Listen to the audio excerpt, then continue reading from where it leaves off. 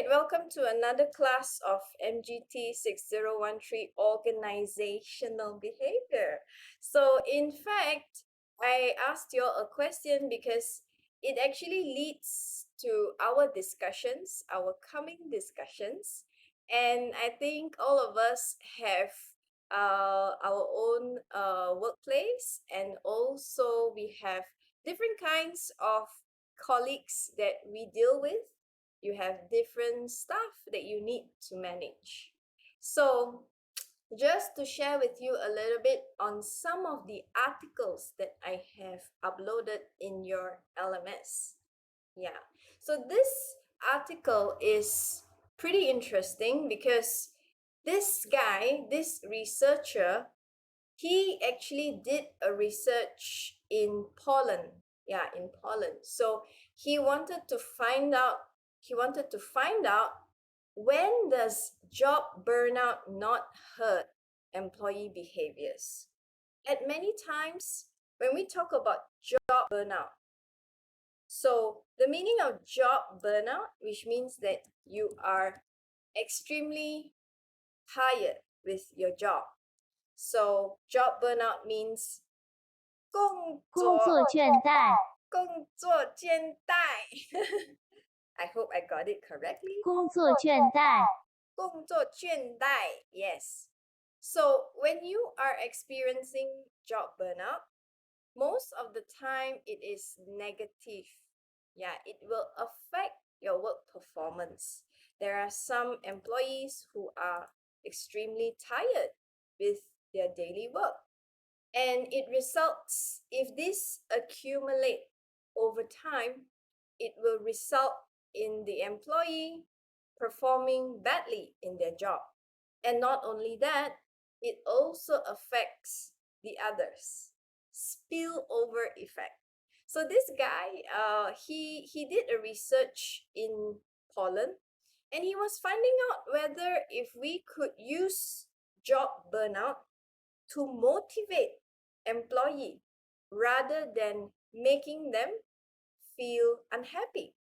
So what he found out was interesting because he mentioned that perceived organizational support, which means if the organization provide a lot of support to the employee, it can be support in terms of comfortable working environment, a very pretty office. It can be the support of a mentor, a person who can guide the employee. If the organization demonstrate a lot of concern, if you're a manager, you ask your employees, how are you? You greet them with a smile every day. And these are some of the organization support that can turn job burnout into something positive. Yeah, it's not really negative entirely, but if you use it in a good way, it can be a form of motivation to the employees. And it can help the employees to feel that there is a support for them when they are feeling job burnout, they're very tired with their job. So this research is done in Poland. However, it might not be applicable to our local context. Yeah, but it's interesting for us to understand how this researcher actually come up with interesting facts like this. So he was saying that if individuals who are lack of social resources to perform their job tasks, they will not feel that they belong to the organization. And when they feel that way, they will display a lot of CWB, counterproductive workplace behavior. So counterproductive, it means it is something not productive. So counterproductive work behavior may result in an employee absenteeism.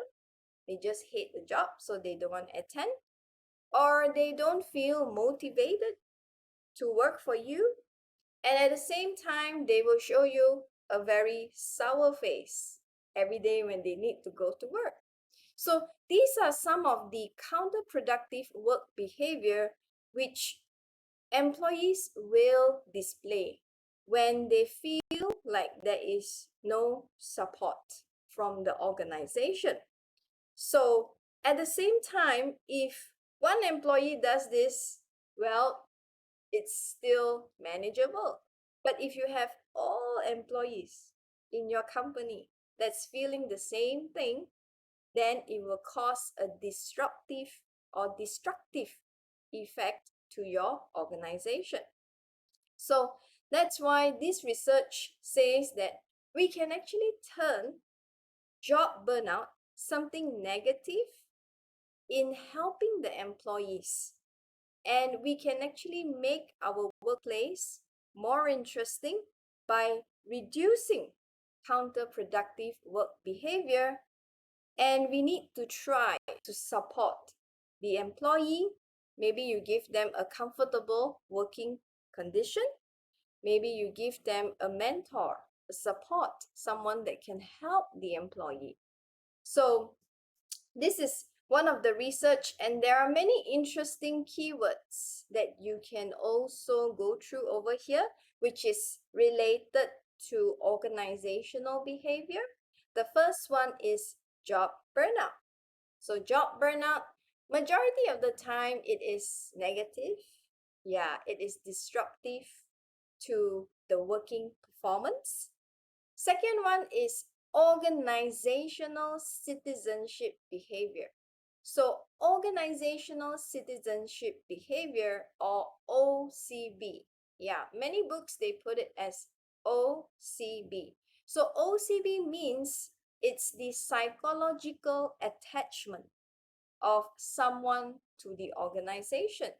So if you meet a lot of people, I'm sure you meet a lot of people this week, last week. So there are some people who are very proud to tell you, hey, I'm working in Tesla.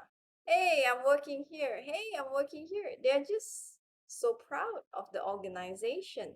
So if you see this kind of behavior, those are basically OCB, because these people, they attach themselves to the organization, and this is a psychological attachment, which means you can't teach this, you can't pay them to say that they are proud. So how we can train this OCB is through a very good working environment.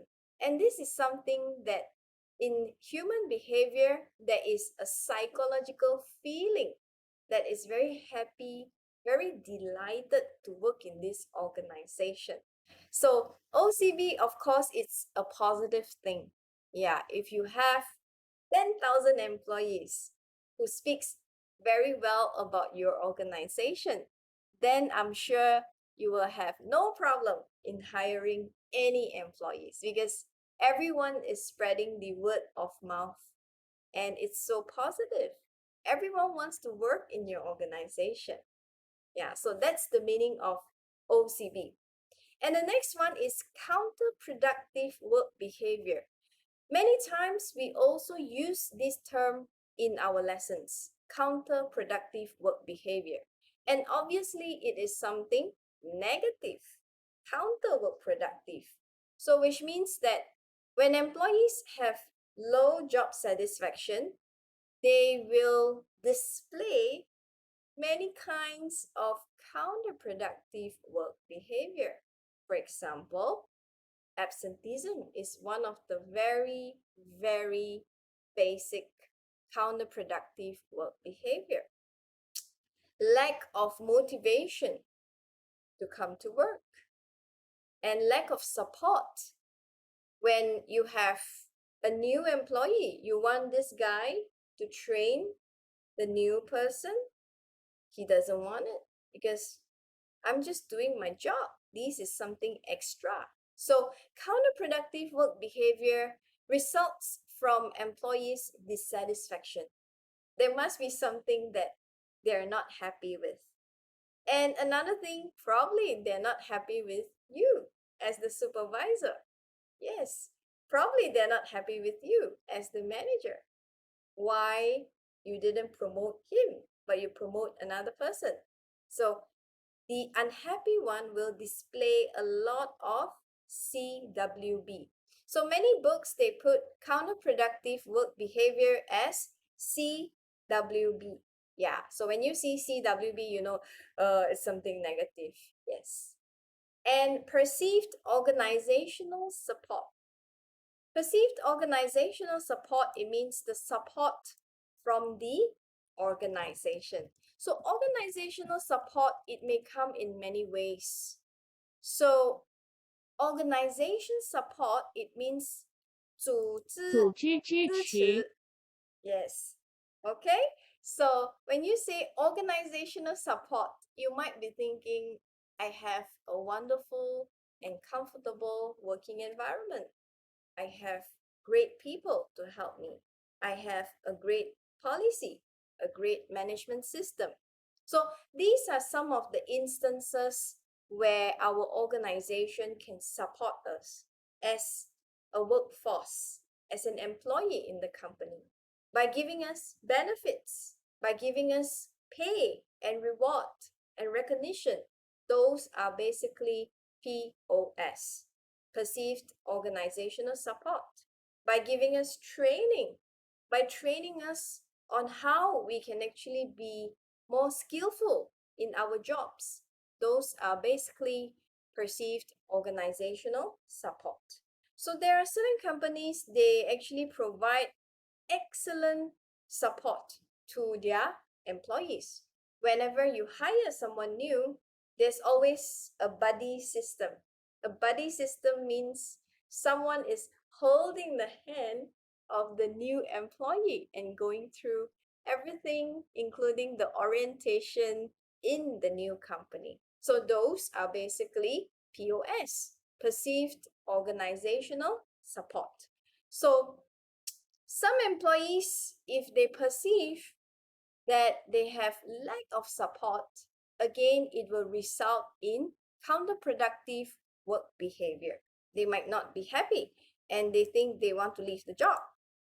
So those are basically the few terms that we can pick up from the article that I have shared. So this is an interesting research. And the next one basically is just to walk you guys through what I have added in the LMS for the past week. Yeah, so let's take a look at the LMS. Just give me a moment. I'll just share the entire desktop. All right. So I think you're looking at what I'm looking. So yes, in the LMS, I actually added a couple of things just to update all of you. And I have actually added a draft, three. In fact, there are three draft mailboxes. So for you to check your draft. So you can actually upload as many times as you like, unlimited attempts. You can submit it in the draft mailbox over here to check your group assignment, presentation, and also individual case study. So please utilize these draft mailboxes over here to check your draft. So basically, I think I shared in our WhatsApp, it's 30%. Yeah, 30%. So in a way, I think we need to see this positively because yeah, 30% is not too low. Yeah, and we try to maintain originality in our work and also see how it can be improved. If let's say you have a high similarity, this means that probably you might be referring to a lot of sources and you need to paraphrase, which means you need to change a little bit of the words so it doesn't reflect the similarity in the Turnitin score.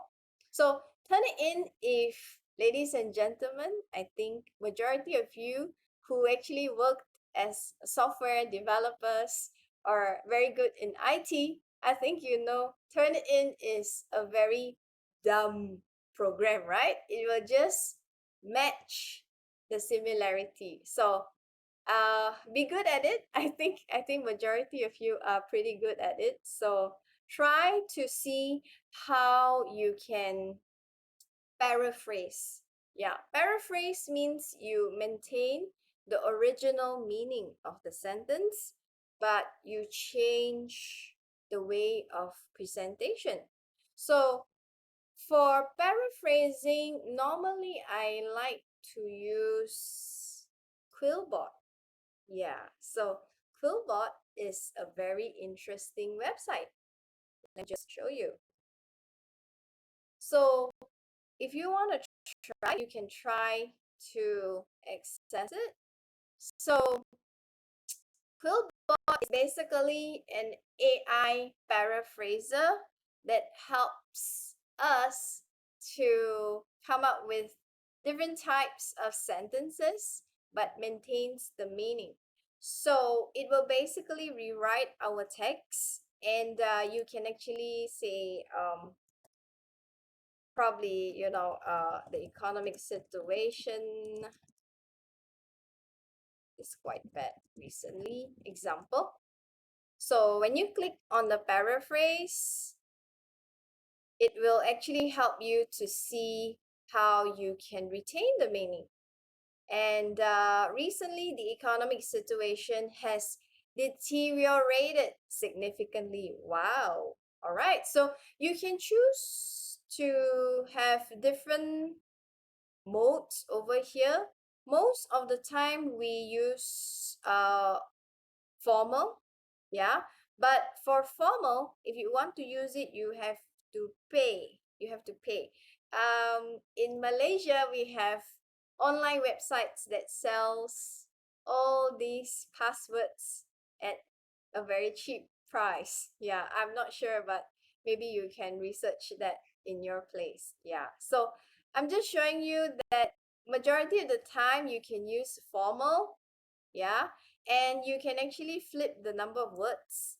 So the word flipper will actually help you to flip the words to see whether you want to make it more accurate or less accurate. But of course, AI is AI. You need to read. You need to read to make sure that it makes sense. All right. So this is Quillbot. Yeah, this is something that I use. And many times I also find thesaurus very useful. So thesaurus basically is to find synonyms of certain words. Yeah, for example, if I want to say reduce, the word reduce. So, but these are just words, right? So there are many words that you can go for, like deflate, impoverish. There are many words. So I find thesaurus pretty useful as well. Yeah. So if you would like to use this, please try to use it. Yeah. I find Quillbot pretty useful, but at sometimes the words that they create is like totally out, totally out. So please read it. Read it over and over again just to make sure that it makes sense. Yeah. And another thing that I would like to share with all of you is this one.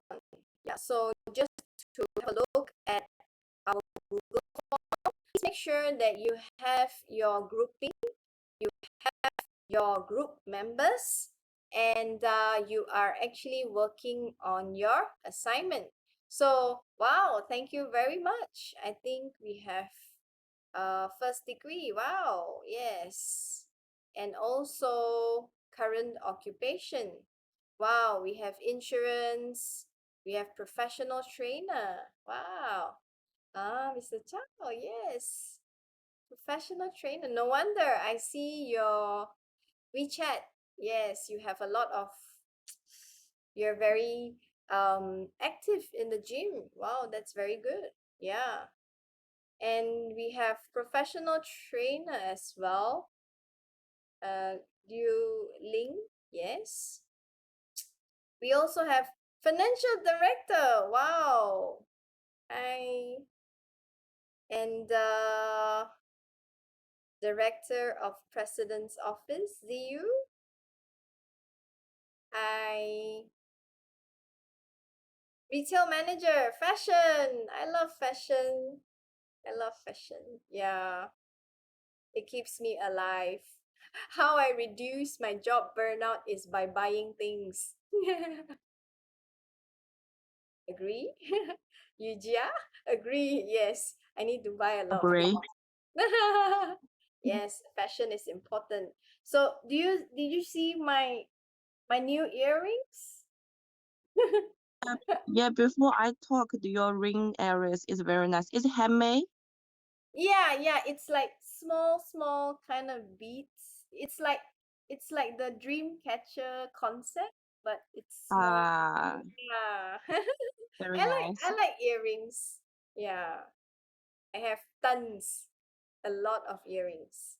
Yeah, ACC is very important for totally outfit. Yes, perhaps when I need to go for a party, I need to seek for your advice what to wear and how to make myself look presentable. A match of your outfit. Yes, because at sometimes I think I have a problem maybe with colors. I think it's nice, but turn out to be awful. Does it look like beautiful? So beautiful, yes. Thank you so much. I'm always very happy on a Sunday ever since I started the class. At least I have new friends, new academic partners like all of you. Yeah, very happy. We also have someone, wow, we also have someone who is a marketing manager in Beijing Boren Hospital. Wow, you are working in the hospital. Marketing manager. Wow. All right. Very scared. Every time when we need to go to hospital, I'm very scared. Yeah. Hospital. Yeah, but in our country, only the general hospital are allowed to accept COVID-19 patients. So for all the private, you are not allowed to accept, but they need to refer you to the government hospital. Yeah, so those that's in the hospital, I think they already started all the vaccination. Yeah, they started to have the vaccination. I'm not protected yet, so I better don't go anywhere. Yeah, but I think recently, if you pay attention to the news, I think there are two guys, not guys, two old people in Korea. They actually died because of the vaccine, but they have pre-existing condition, which means that they have like heart problem, diabetes, or they have certain pre-existing illnesses before they actually got vaccinated. So, and the vaccine is actually from AstraZeneca, UK. So we are all very scared, yeah, because Malaysia, we actually have a few brands. We have the US, we have the UK, and we have the China. So I think if we get to choose, let's avoid the UK. Yeah, because I think those with pre-existing condition or illnesses, they are unable to take the vaccine. But how about China? If let's say for old people, like I have heart problem, am I still allowed to take the vaccine? Anyone wants to enlighten here?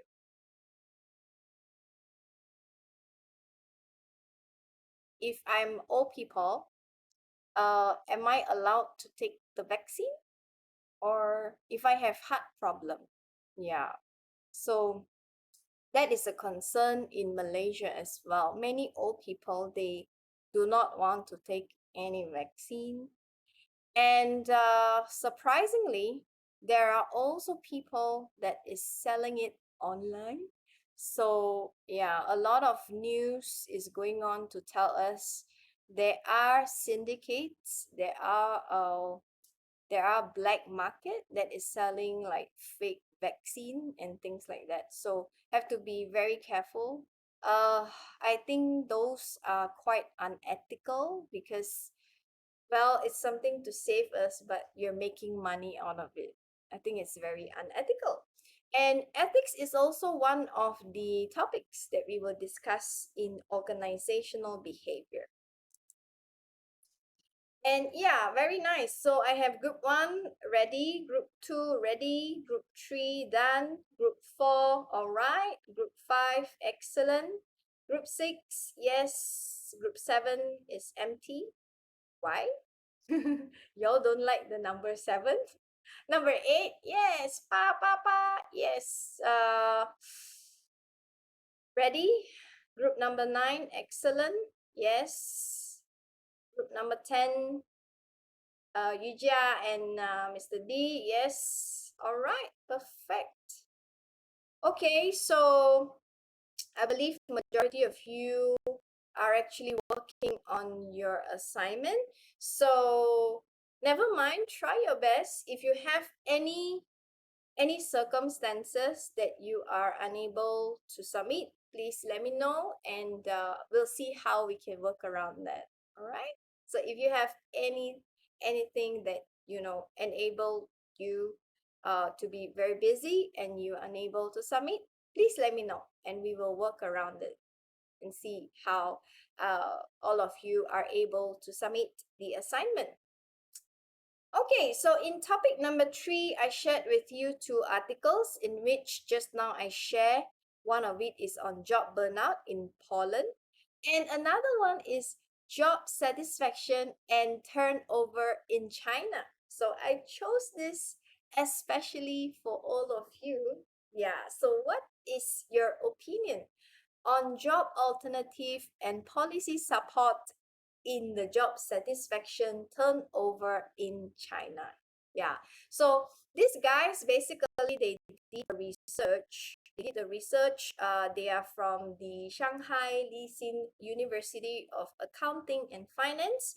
So they wanted to understand job satisfaction and turnover intention in China. Yeah, so they most of the time when I receive articles like this, because I read tons and tons of articles, yeah, I'm unable to go in very deeply unless requires. So most of the time I will pay attention to the first page. Yeah. So the first page is interesting because it talks about affective, cognitive. So do you remember this when I share with you on attitude? We have A, B, C, right? So yes, this is the A, affective. This is the cognitive part. Yeah, so that's why it caught my attention. And furthermore, it was also a questionnaire research in China. So I think in China, majority of the people, uh, they are quite satisfied. 70% are satisfied, but there are certain things that it can be improved so that we can lower down the turnover. Yeah, I'm sure, ladies and gentlemen, you guys must be very concerned if the turnover is very high in your company, which means there must be something wrong with the management. So, and how are you as managers going to hire new people to come in? Majority of the times, turnover is like a signal to the public to indicate the health of your organization. Yeah, and I have an understanding over here.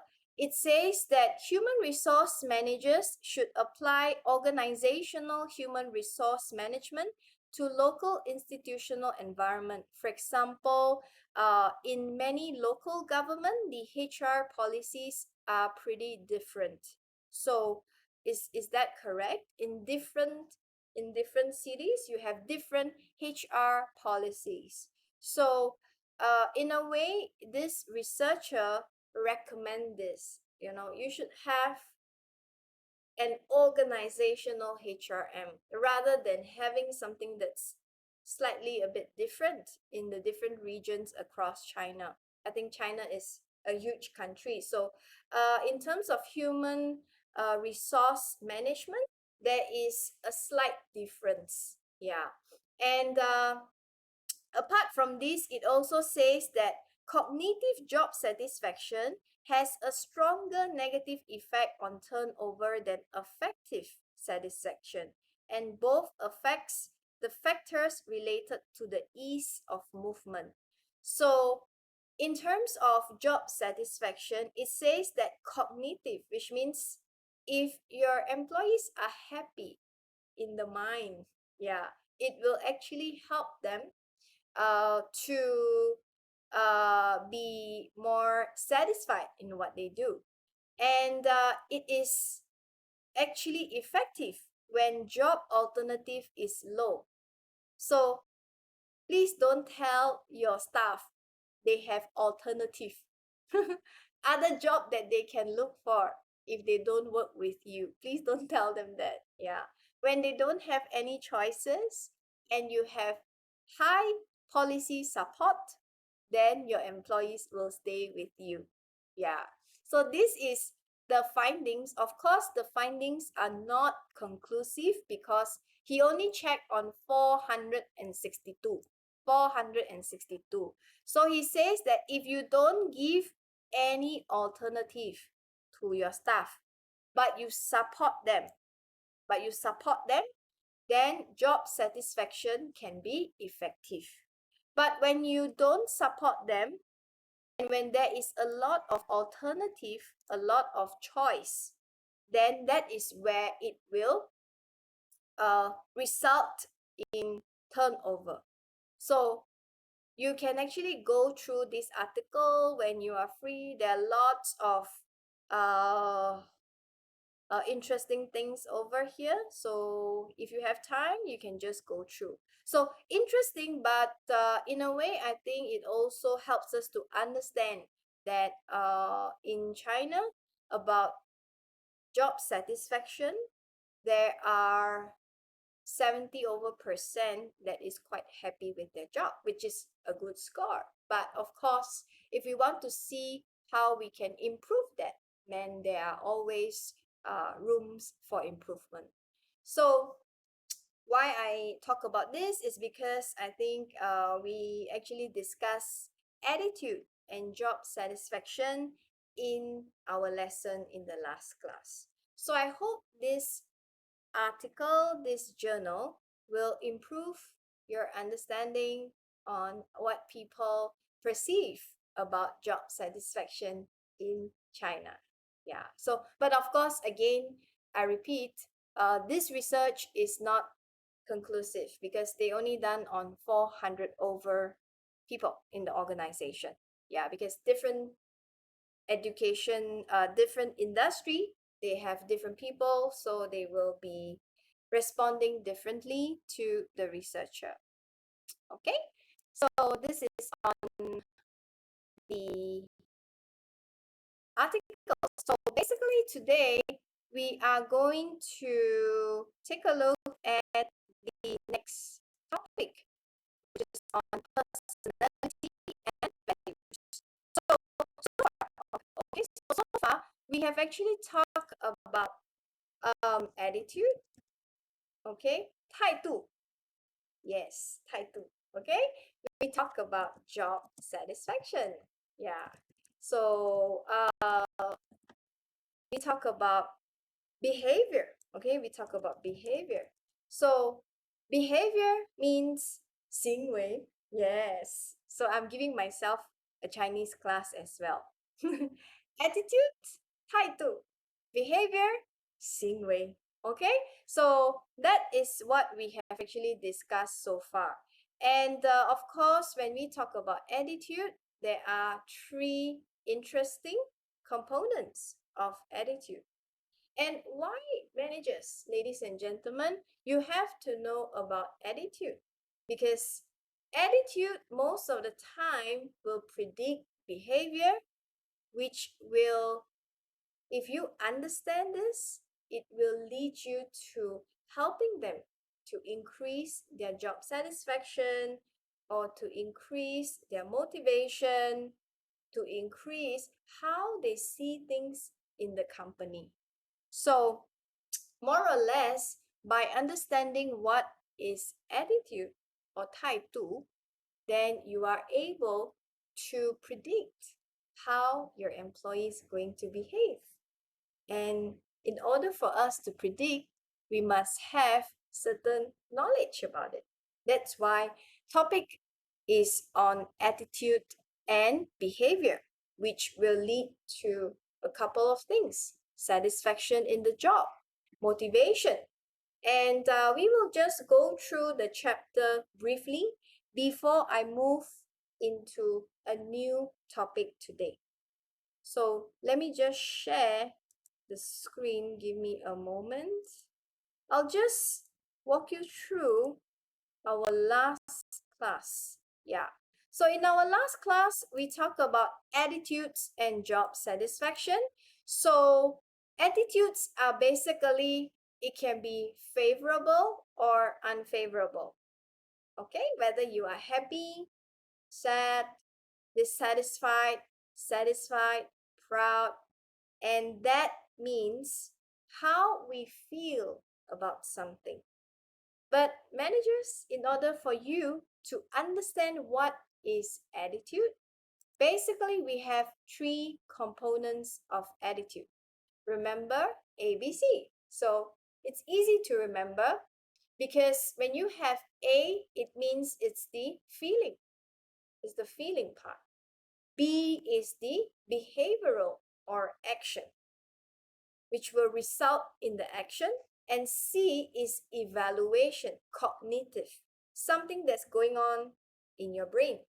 So imagine, for example, I get my promotion, but the other colleague did not get a promotion. And he does the same amount of job as I do.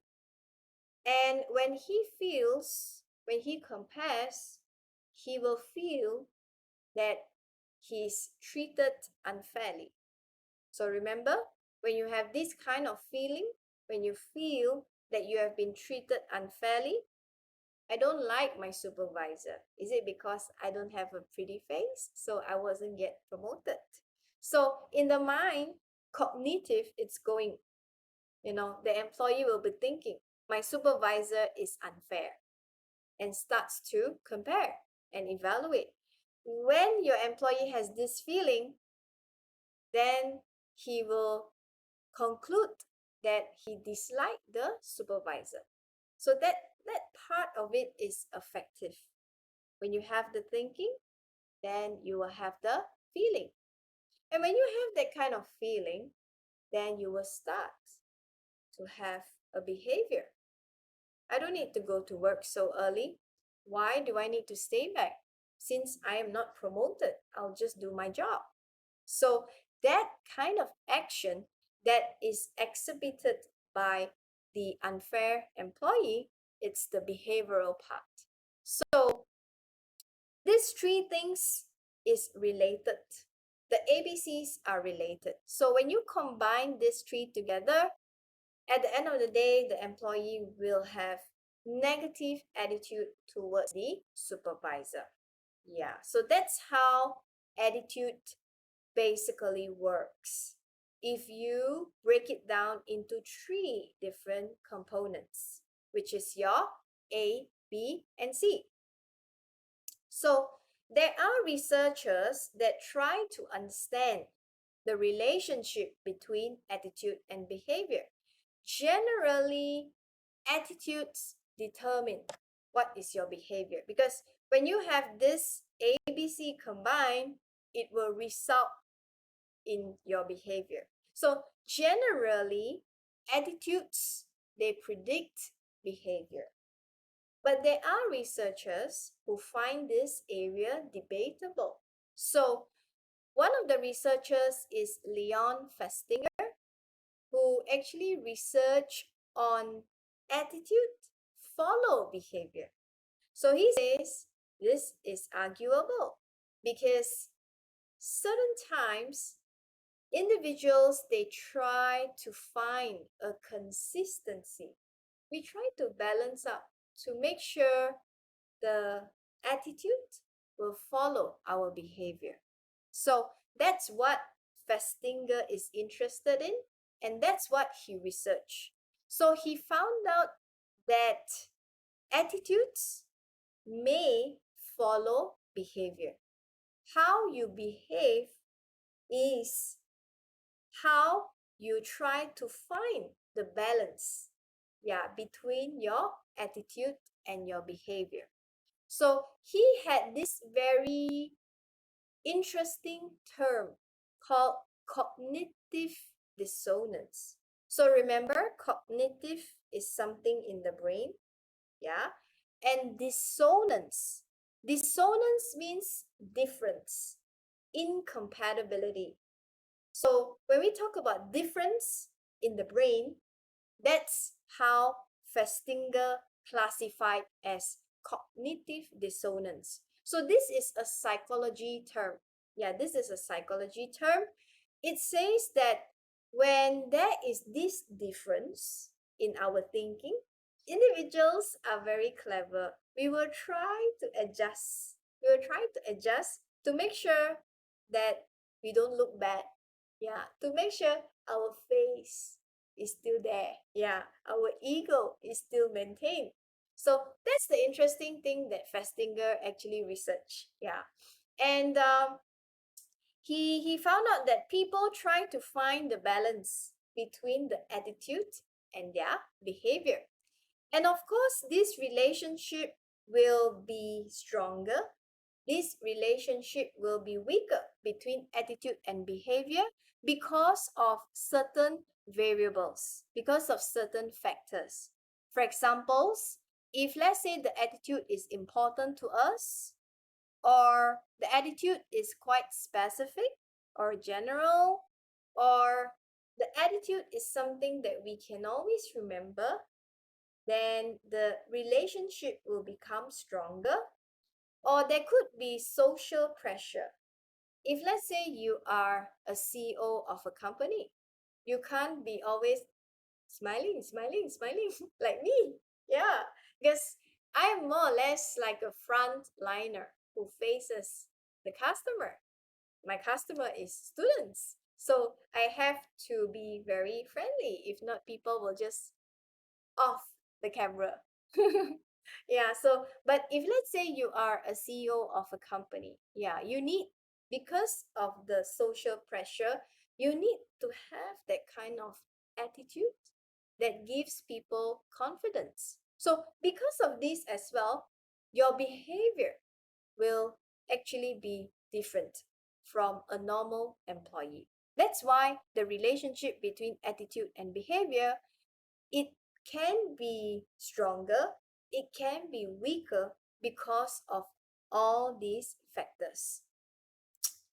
And we also explored a couple of job attitudes. So the first type of job attitude is job satisfaction. So when you say job satisfaction, I think majority of you are very happy in your job. Yes, that's why you stay there in your company. How many years you stay in your company? Yes. So which means that I think the job is suitable for you. You are very happy. So those are basically job satisfaction. It's a positive feeling from the job. And next one is job involvement. Job involvement means how much you identify yourself with the job and you participate in it. There are some people who are less involved. I just get the things done and that's it. There are some people who are proactive. I want to find out how can I find a solution to make my work even more organized or to make my work even faster to be completed. So involvement, it means how much an individual is identifying themselves and participate, and they feel that this job is important to them. Yeah, I know all of us, jobs are very important because we need to find money, but at the same time, how much are we into it? How participative are we in it? Are you willing to work on a weekend without pay? Yeah. So basically, if you find that the job is important to you, then you have high job involvement. You just feel like you need to, this job is very important to you. Yeah, apart from paying you the money, but you find it very close to you. Yeah, so that's the meaning of job involvement. And if you have a high job involvement, majority of the time, you also have high psychological empowerment. So psychological means it's something that's in you, right? Psychology. And empowerment. Empowerment means, let me check. Empowerment. Yeah. Empowerment means 赋权，赋权. Yes, empowerment. So managers, ladies and gentlemen, I think at sometimes you also empower your staff, right? You can't do everything alone, so you empower someone to do it. Yeah, so which means you give the right to your employee to perform certain tasks and to maintain control. So when you say psychological empowerment, it means that how much control you have in this job and how meaningful it is to you. So usually if you have high job involvement, this part will be pretty high as well. If you have high psychological empowerment, because whatever that you do is meaningful to you and you have a huge amount of control. You can make decisions in that particular job that you are involved with. And the next one is OC, organizational commitment.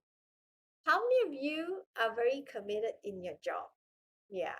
So commitment is a way of staying in an organization and you are happy, you wish to maintain membership in the organization.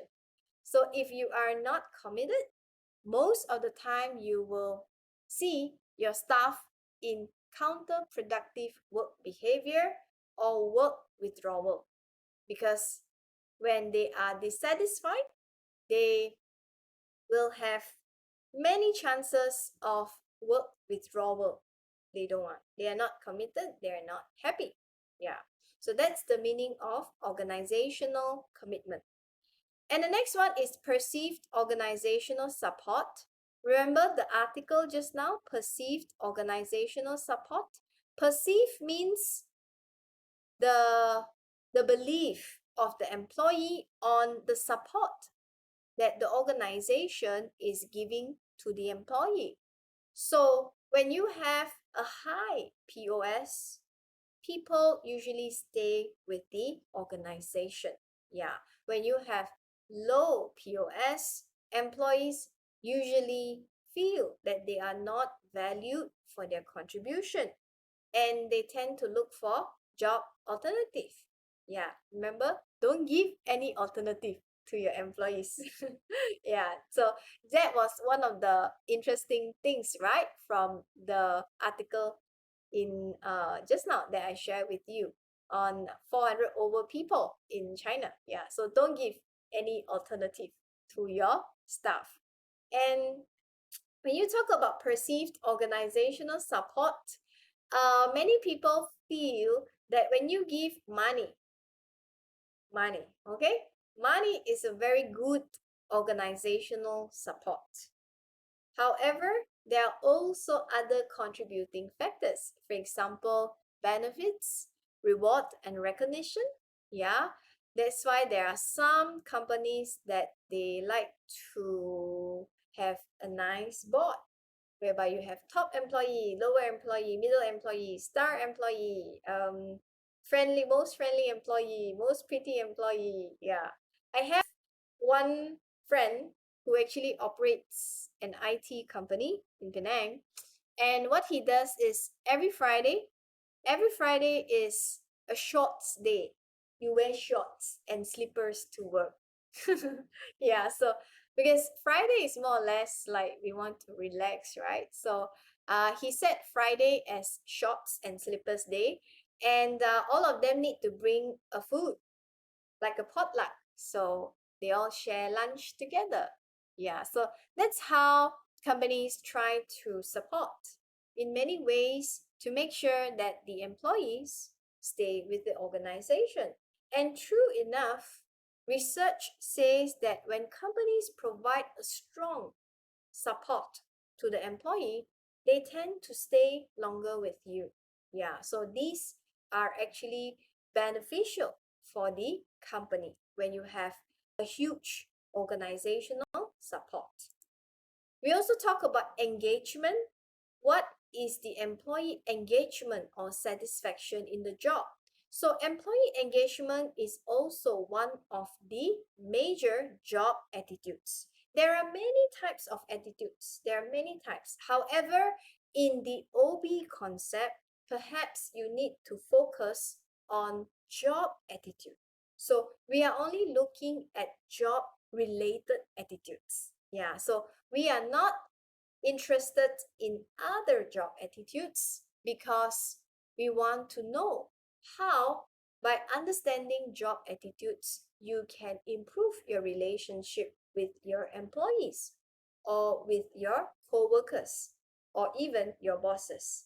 So that's why we have the major job attitudes. And one of it is employee engagement. So engaged employees are passionate about their work and company. They are passionate. When you talk about it, I'm just happy. Example, if someone asks me how is the Masa group doing, so I'll be like, wow, they're very interesting because I'm talking to them on every Sunday, and they're very interactive, and I feel very happy. So those are basically passionate. So passion is something that you can't buy, right? It's something that comes from within. It's like a psychological attachment. So that's why passionate is one thing that will help the employees getting engaged about their job and also the company. And the next one, are all these job attitudes really distinct? Distinct means different. Yeah, is it different? So no, all these attitudes are related. They are interrelated. Yeah, there will be overlap as well. All right. So we also talk about job satisfaction, how we can measure job satisfaction. So there are two popular approach to measure job satisfaction. So how can we measure is by having single global rating or summation of job facets. So these are the popular approach. When you want to measure, you can have a rating, a form. Yeah, a form for your staff to ask, are you happy? Are you not happy? Or you can ask verbally. So these are the two popular approach for measuring job satisfaction. So you might be wondering, how can you measure job satisfaction, right? So based on the OB textbook, you can measure it according to these two popular approach. And these are some of the general things about how satisfied are people in their job. And the last one is, what causes job satisfaction? Why your employees are happy with you? So one thing is the job condition, the work itself. Second is personality. Yeah, personality. So people who have positive personality or core self-evaluation. There are some people who have positive, slightly a bit positive, core self-evaluation. There are some staff that have confidence in themselves and they see themselves as competent. They're able to handle the job. And also related to personality, they will be more satisfied in what they do because they see things very positively. Yeah.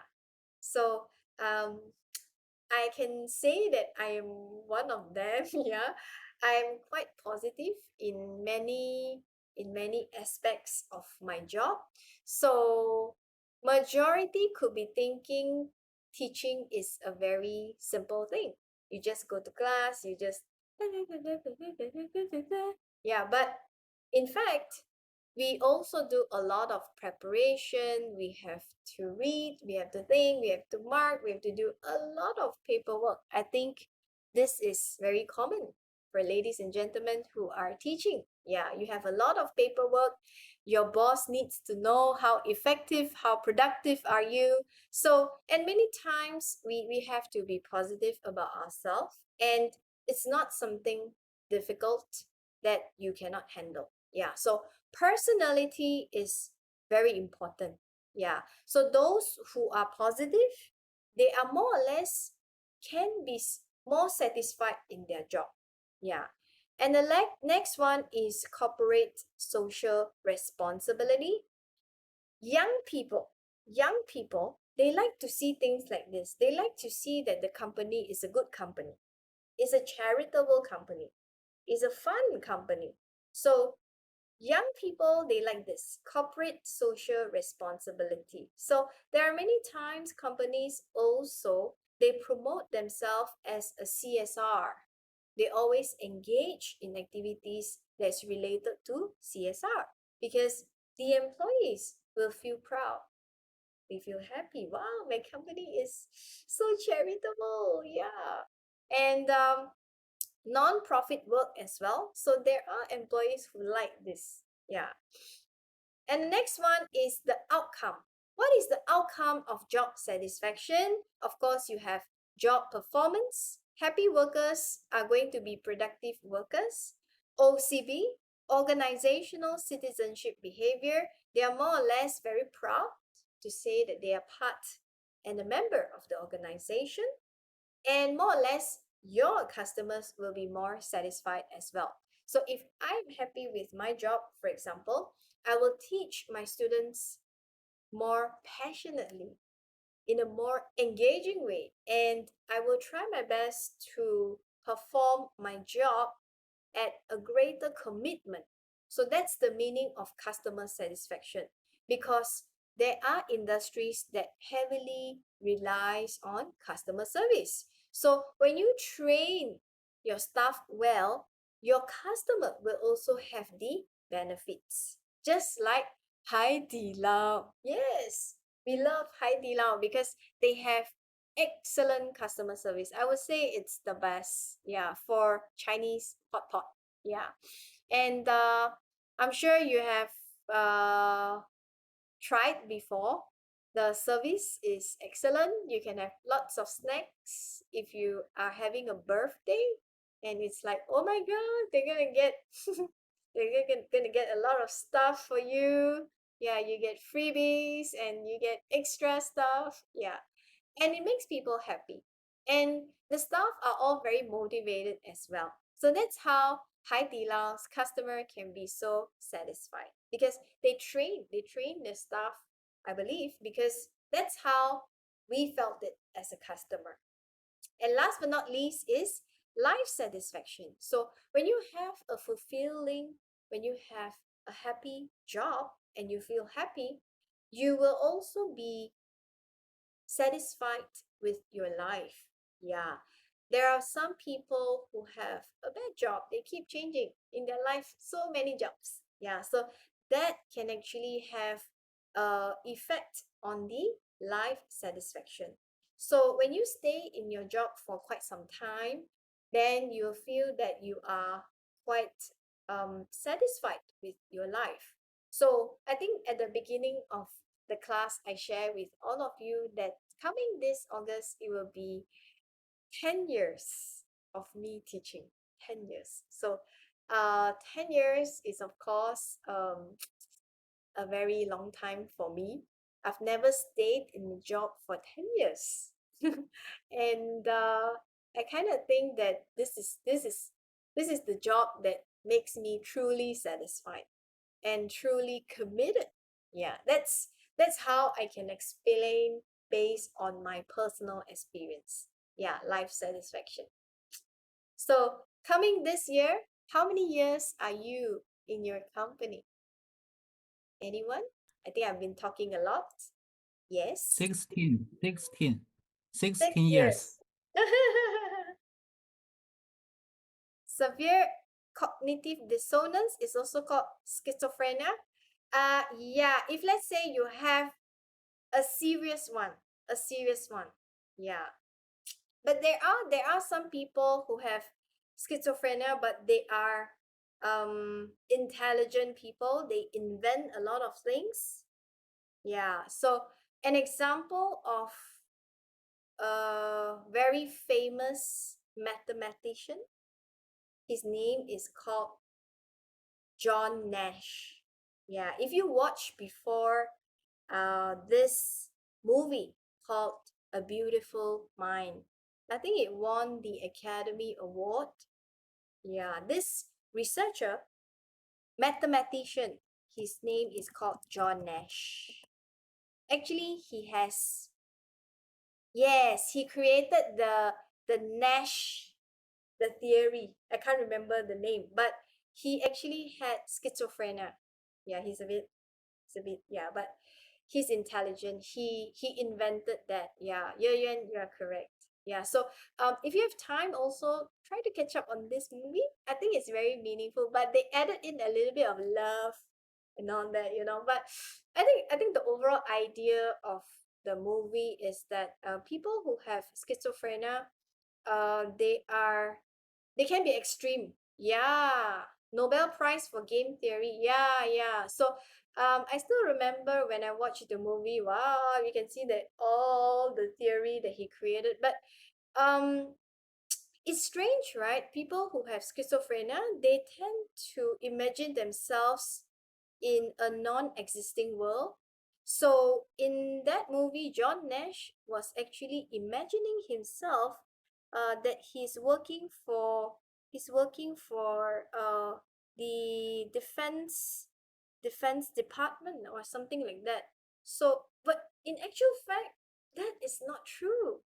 Yeah, he's always writing letters to the defense department, and he's doing a lot of things that is very strange because he sees himself in a world that is non-existent.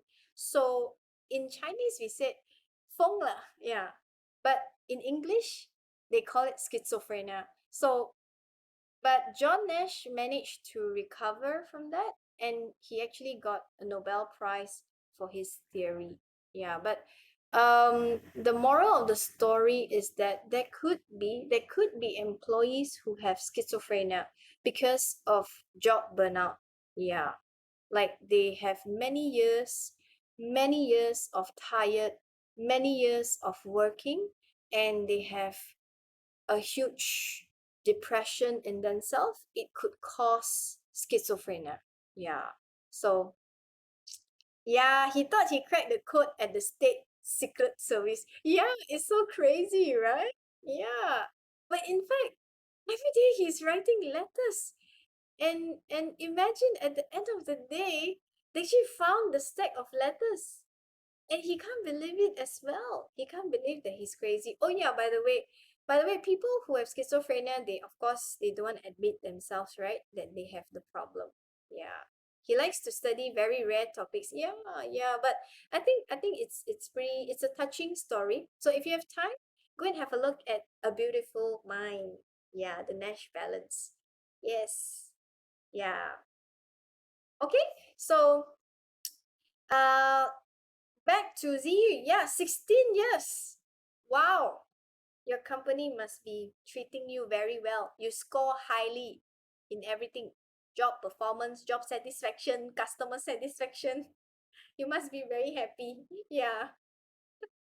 Very good. Yeah, 16 years. Wow. Excellent. How about others? Others. How many years are you in your company? Ye Yuan? Ye Yuan? How many years are you in your company? 5. 5 is good. 5. Anything above 5, I think it's pretty good. Yeah. Wow, 5. Excellent. Okay, so we have almost come to an end. Just one last thing. Just one last thing before our break. When employees are not happy with their job, right? They will have 4 possible responses. Either it can be constructive, it can be destructive, it can be active or passive. Constructive managers, you still can save them from leaving the organization. Destructive means no, they don't want. All right. Active means they voice out. They will say, I hate you. I don't like what you're doing. Passive means they keep quiet. They keep it in their heart. They keep it in their heart. So when you keep it in their heart, there are people who have destructive effect as well. They don't care. They don't bother. So that is also not good for managers. So anything that's destructive is usually not good for the organization, for you as a manager. Yeah, so we try to see how we can help them to improve their satisfaction in their job. All right, so that's about chapter number 3.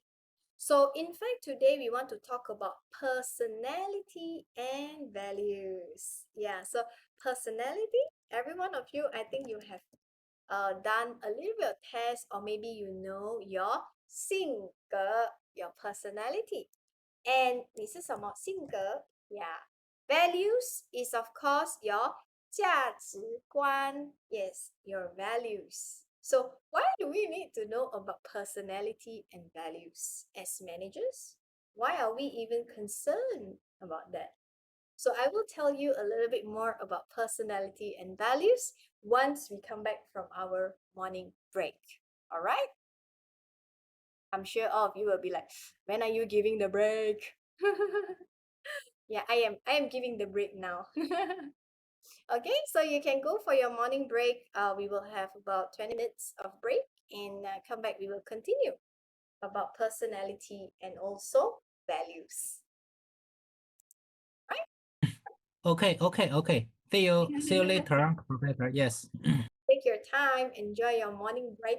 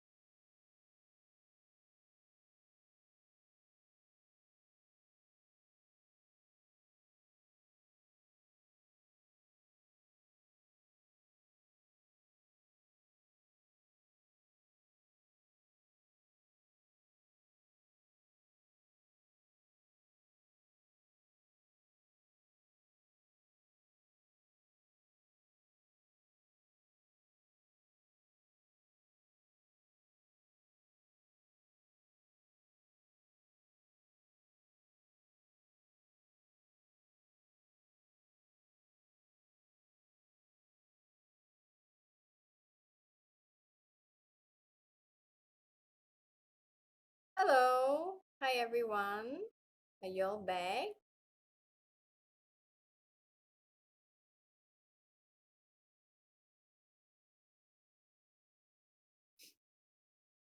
Yes, we're back.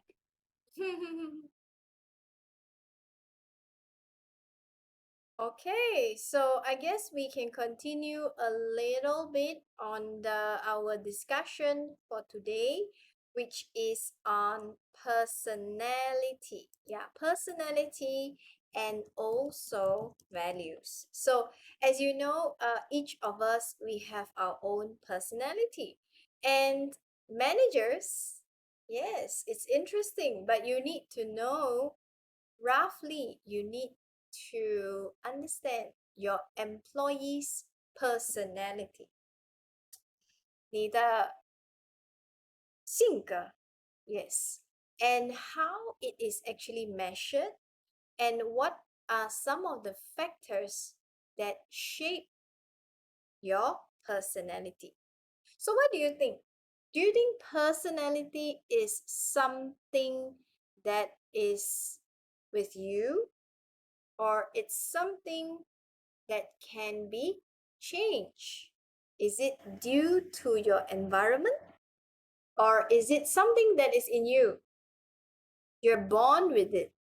What do you think?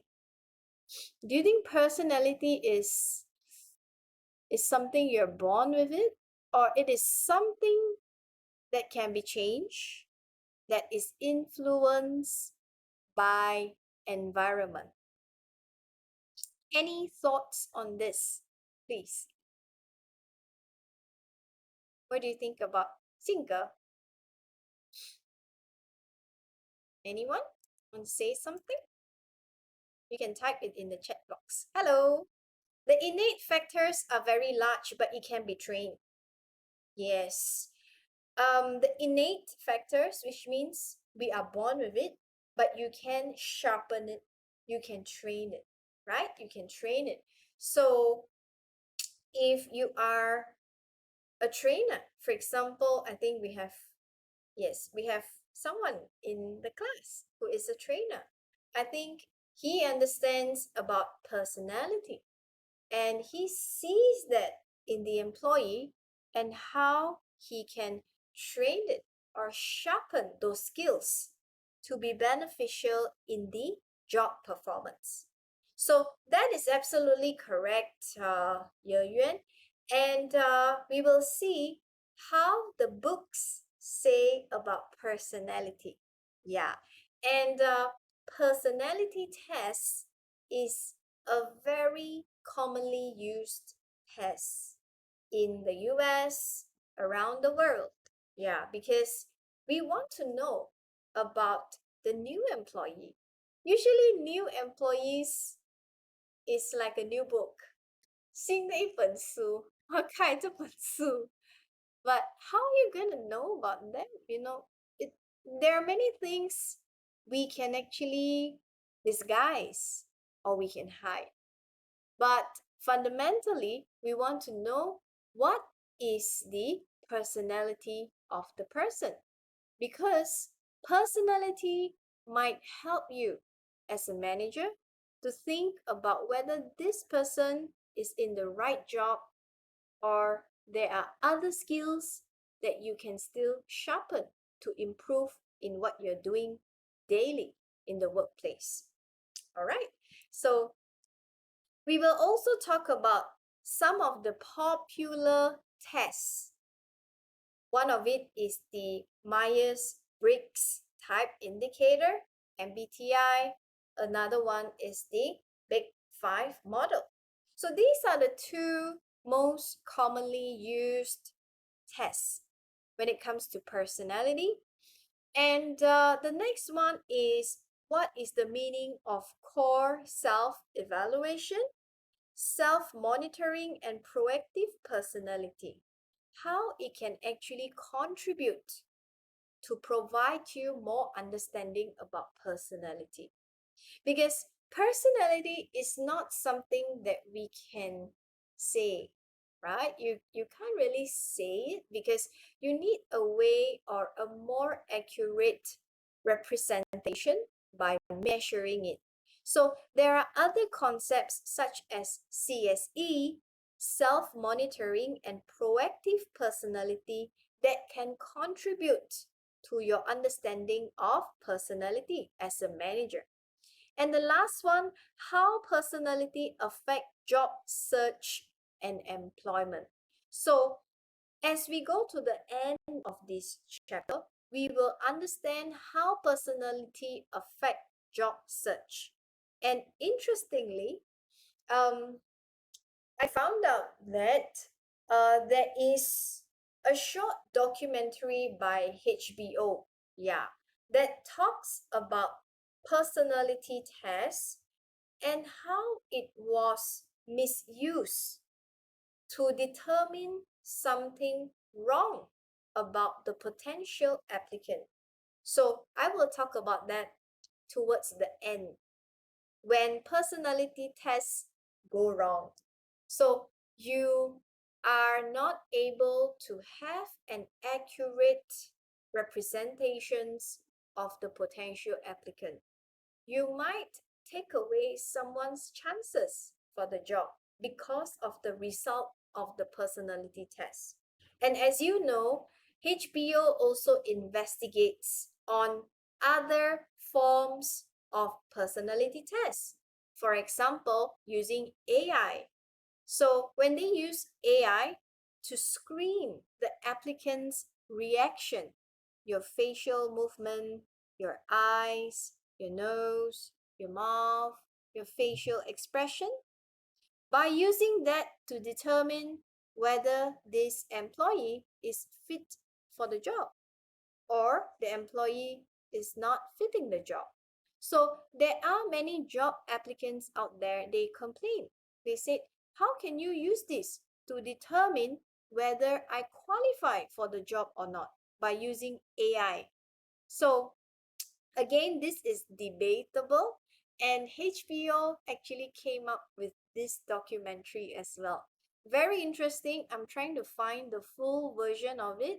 If you can find it, please share with me. I will share with you the title shortly. Yes. All right. So, yes, we got a new thing to watch. So, let's move on. And we also want to talk about how situation affects personality. Yeah. And what are values? Terminal and instrumental values. 价值观 values, right? So values are very important because everyone, we have our own values. Company, we also have values. So by understanding the meaning of values, it is actually the foundation of attitude which predict behavior. So that's why managers, you need to know a little bit about attitude and how a person can be person job fit or person organization fit. So this is the meaning of the outcome. What you want. You want the person to fit the job, or you want the person to fit the organization. So that will be discussed here. And lastly, we talked about some researchers. They have done country comparison. They have come up with framework. They come up with models to understand the 5 value dimensions. So one of them is a Dutch researcher. His name is Gert Hofstede. So Hofstede actually came up with the 5 value dimensions, and other researchers actually worked on the Hofstede's model, and they came up with the GLOBE framework.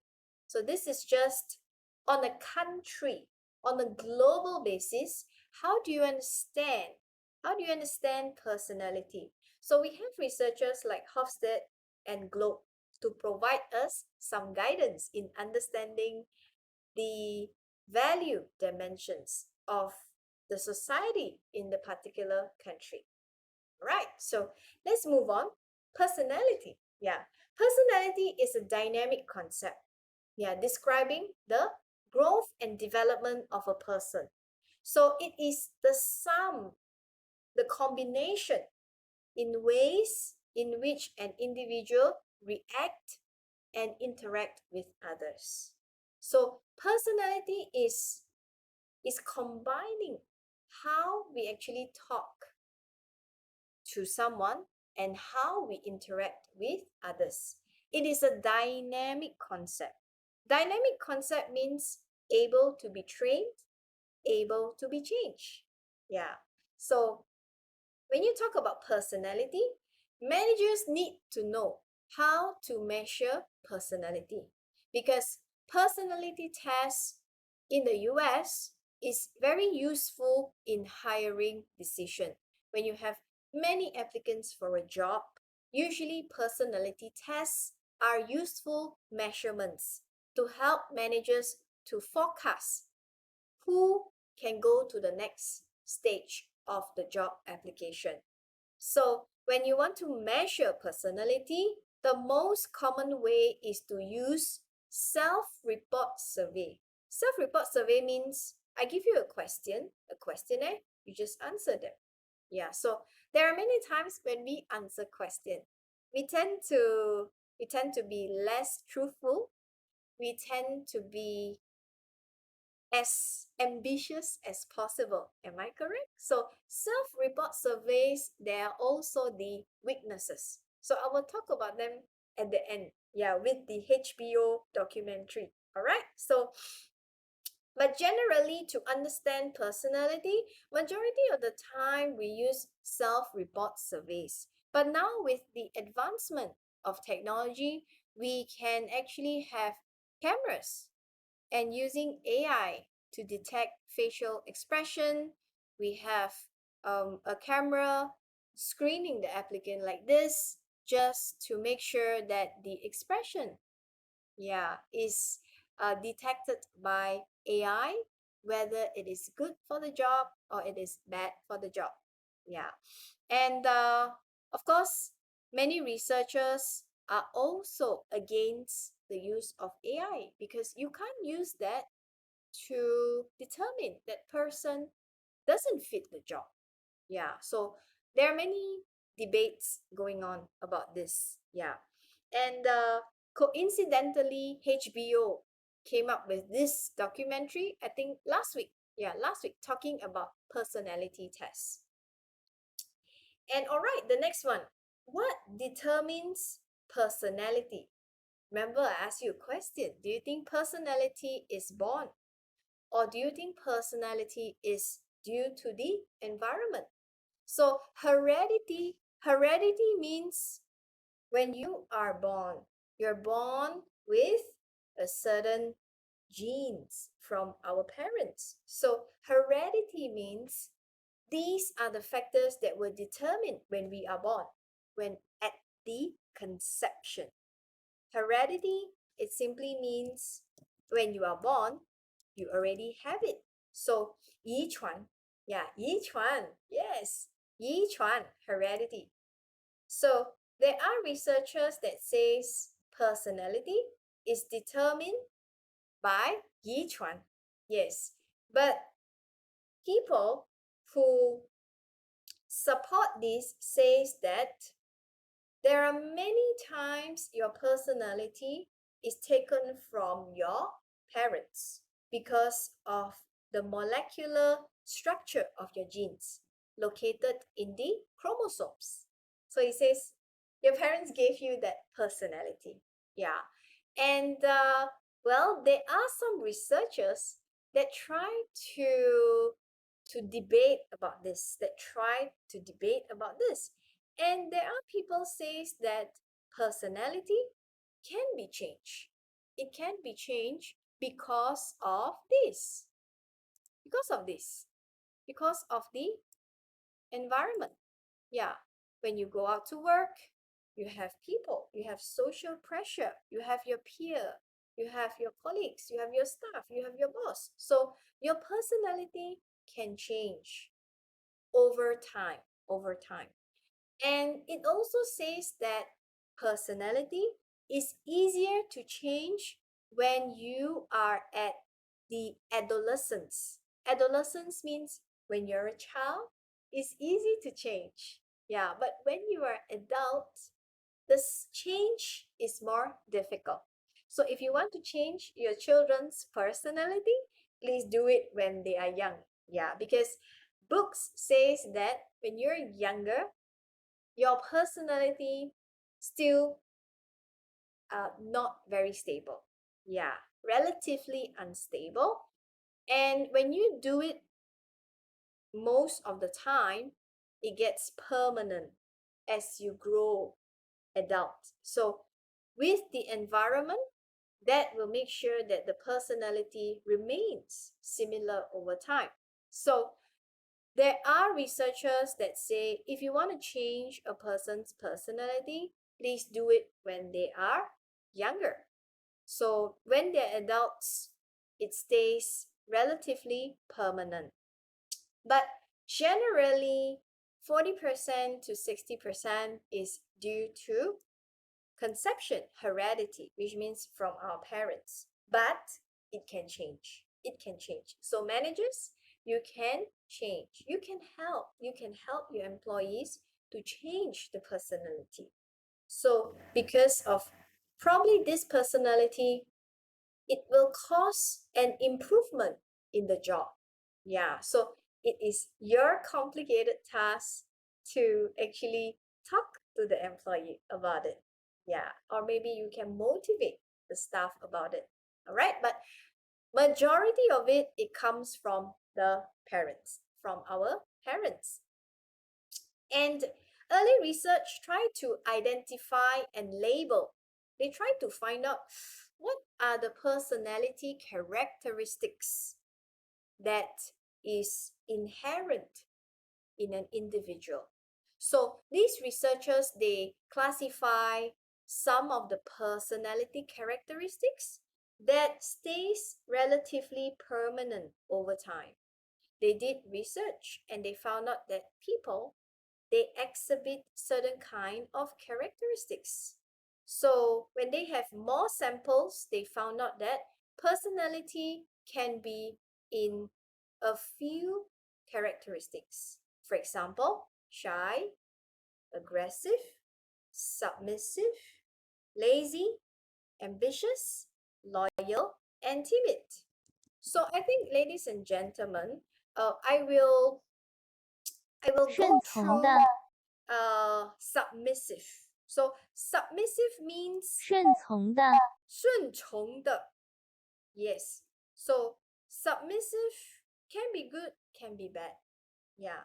Lazy, I think all of us know. Ambitious, loyal, and timid.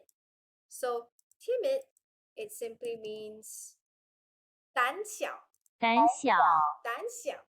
Yeah, you ask this stuff to do something. 胆小 scared. Yeah, scared.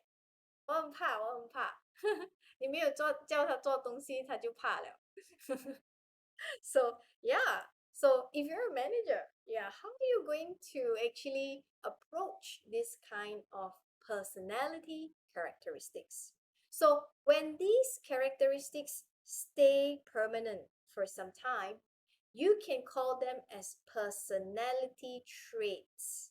Personality traits means characteristics. Yeah. And of course, let's go through the first and the most widely used personality test. And the first one is Myers-Briggs Type Indicator, or we can call it as MBTI. So when you talk about MBTI, just a brief introduction about MBTI. In fact, MBTI, it actually started in 1942 by Isabel Briggs Myers and her mother, Catherine Briggs, because they wanted to know how they can measure each other's personality in the family. They wanted to understand more about how people have personality may react in such a way. So Isabel Briggs Myers and her mother, they just try to develop an instrument to measure, right? To measure personality based on C.G. Jung's theory. So the Young theory is also very famous when we talk about Myers-Briggs test. Yeah, so the Young's theory, let me just type it over here. It is actually based on the Young's theory. This is the name of the guy. Give me a moment. C.J. Young. So if you have time, you can actually go and search C.J. Young. C.J. Young's theory. Okay. Yeah, so Carl Jung. So Carl Jung is, of course, a very famous psychologist that has provided fundamental understanding to the development of a lot of personality tests. Yeah. And of course, our focus is on MBTI. So Isabel Briggs Myers, then after that, they found out that they can actually classify individuals into four categories. So when you actually undertake the test is about 100, 100个 100 question. For me, I just passed the page. Yeah. So 100 questions to classify individuals whether you are extrovert or introvert or sensing or intuitive, thinking or feeling and perceiving or judging. So these four broad categories will have different combination. Yeah, they will force you into the four broad categories and give you your personality type in the way of E or I, S or N, T or F, or P or J.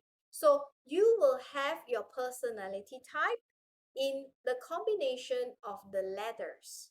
For example, INTJ, ESTJ, ENTP, or whatever, just for you to understand yourself in a more deeper way. Yeah. So individuals, you can classify them based on whether you are extrovert or introvert. So you can see the letters I put there in red. Yeah, so I put it in very simple forms because we are all not psychologists. We are just trying to understand, right? So I just put it in a very simple way. So extrovert, I think you guys know what it is. It's very outgoing, very happy, you know, they are very comfortable with people around. Yeah, extrovert. And I will also explain it in Chinese. Yeah, I'm also going for Chinese class. 外向的外向的 extrovert. Alright? So are you 外向的还是内向的？ Yeah, 性格内性格内向。向 Yeah, so whether you are extrovert or you are introvert. And so you are either E or I. Yeah. And the next one is basically sensing or intuitive. So when a person is basically sensing, 感测 感测, okay? And which means that when you are a sensing person, you more or less you want to see facts. You know, I don't like you to beat around the bush, but please give me the facts or the evidence before you want to make the decisions, ladies and gentlemen. And if you are a manager, you want, most of the time you have higher sensing because you want facts, you want evidence. That's what your boss requests from you as well. So when you are a sensing person, you want to see solid facts. Yeah, you want to see facts before you make a decision. And if you are intuitive people are most of the time they make decisions based on their 自觉. Yes, I feel that we can't do this. Yeah, I feel. There are many times whereby you feel, but sometimes if you feel wrongly, then you have to bear the consequences. Yeah. And if you talk about intuitive, most of the time you make decisions based on your 自觉. Yeah, you feel. Of course, majority of the time we feel it correctly, but there are sometimes it may turn out to be otherwise. Yeah. So these are more or less concerned of how individuals process informations. Yeah, so sensing or intuitive. The next one is thinking or feeling. So thinking or feeling is how you make decisions, whether you make decisions based on logic or you follow your heart. So most of the people who are N, they are more or less F people. Yeah, because they follow their heart. Yeah, when they want to make decisions. And last but not least is perceiving or judging, P or J. So this means that these people are who are perceiving, they are more or less open-ended. They're open for discussions, like managers who are perceiving. They are flexible people. They are open-ended. They do invite a lot of opinions. But people who are judging, they are more or less, I want it now, I want it now, I want it now. So they more or less they decide now, and they want things to be in order. You must give me the order. So people who are sensing, they are more or less judging as well, and they are more or less thinking people. Yeah, so you can see the combination of the letters. Yeah, and if you're really really honest in this test, it is good because you can understand yourself better. You know your own personality, you know what kind of jobs that can suit you, you know what kind of personality you have, how you can sharpen the skills that you have. So we don't say any combination is bad, any combination is good, but it depends on how we sharpen our skills and how we use that skills, how we leverage on the strength of your employees, for example, to make their work even more efficient and productive. So I'm sure all of you will be very interested to know what is my personality. Yeah, so if you want to share your personality, you can put it in your chat box. I'll share with you my personality, and you can probably guess. You can guess first, then I'll show you my personality. Can I put a picture in the chat box? I think yes. Yeah, I can put a picture. Give me a moment, yeah? I'll share my picture. Yes. So I tried there are many types of tests, right? There are many types of tests that is open for free. But I try to use the one that is free, but at the same time, not so many questions, because there are researchers that actually come up with the simplified version. Yeah. So this is my personality. Uh, it didn't give me a full report, but I'm sure you can see my personality now. And my personality based on the Myers-Briggs test is like the photo. Yeah, so have you guessed correctly, ladies and gentlemen? So this is actually my personality, and of course I think it can be changed over time, but this is more or less permanent for me now. Yeah, for me. And wow, I am ENFJ, ESFJ, and ENTJ. So I'm ENFJs are idealists, organizer. They are driven to implement their vision, and they are often seen as catalysts for human growth. Wow, catalyst means um 催化剂，催化剂. Wow. Wow, okay. So catalyst, more or less you kickstart something. Yeah. And because of their ability to see the potential in other people. Wow. Yeah. And ESFJ is the provider. Provider are conscientious helper. So when someone is conscientious simply means 认真的， they are quite careful. They're quite careful. They are quite 认真。有时候啊，有时候认真，看情形啊。So 认真的人，they are very sensitive. and dedicated to their responsibility. They have a sense of harmony and cooperation and very eager to please and also provider. And also the commander, strategic leaders. I think as a teacher or as a lecturer, we are more or less solo. We are more or less individual because you have your own expertise in your own area. So, well, the last one probably maybe it could be used, but I think the first one is quite relevant to me. Yeah, and I try to be as honest as possible. So I'm sure you have your own personality. You try to understand yourself, and let me know if you want to share with me your personality. You are ESFJ. Thank you.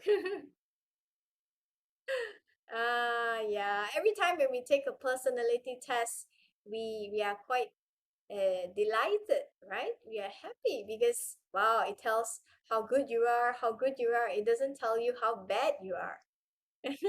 We are more or less very happy after we do a personality test. Thank you very much. Yes. And that is about the Myers-Briggs type indicator, the test, right? The test. And the next one is basically the other test, right? So the other test is basically this one. Let me just flash out screen. Big Five. Big Five is another company's personality test. Yeah, another company. So MBTI is popular, but we also have another company. So this Big Five model, it classifies into 5 categories, not 4, but with combinations. So the earlier one was with combinations, but Big Five, we have extraversion. It measures the degree of the individual in the 5 categories. The first one is extraversion. I think you can see some overlap between this and MBTI. Extraversion means 你是 extrovert or are you introvert? So there are some people who are extrovert. There are some people who are introvert. But in Big Five, they measure whether you are high or you are low. Yeah, so whether you are highly extroversion or you have low means you are introvert. Agreeableness means this kind of people, it wants to measure how friendly, how warm, how good are you in listening to other people. Yeah, there are some people who are unable to listen to the others. Can you be a good friend to your colleagues? Can you be a good friend to your staff?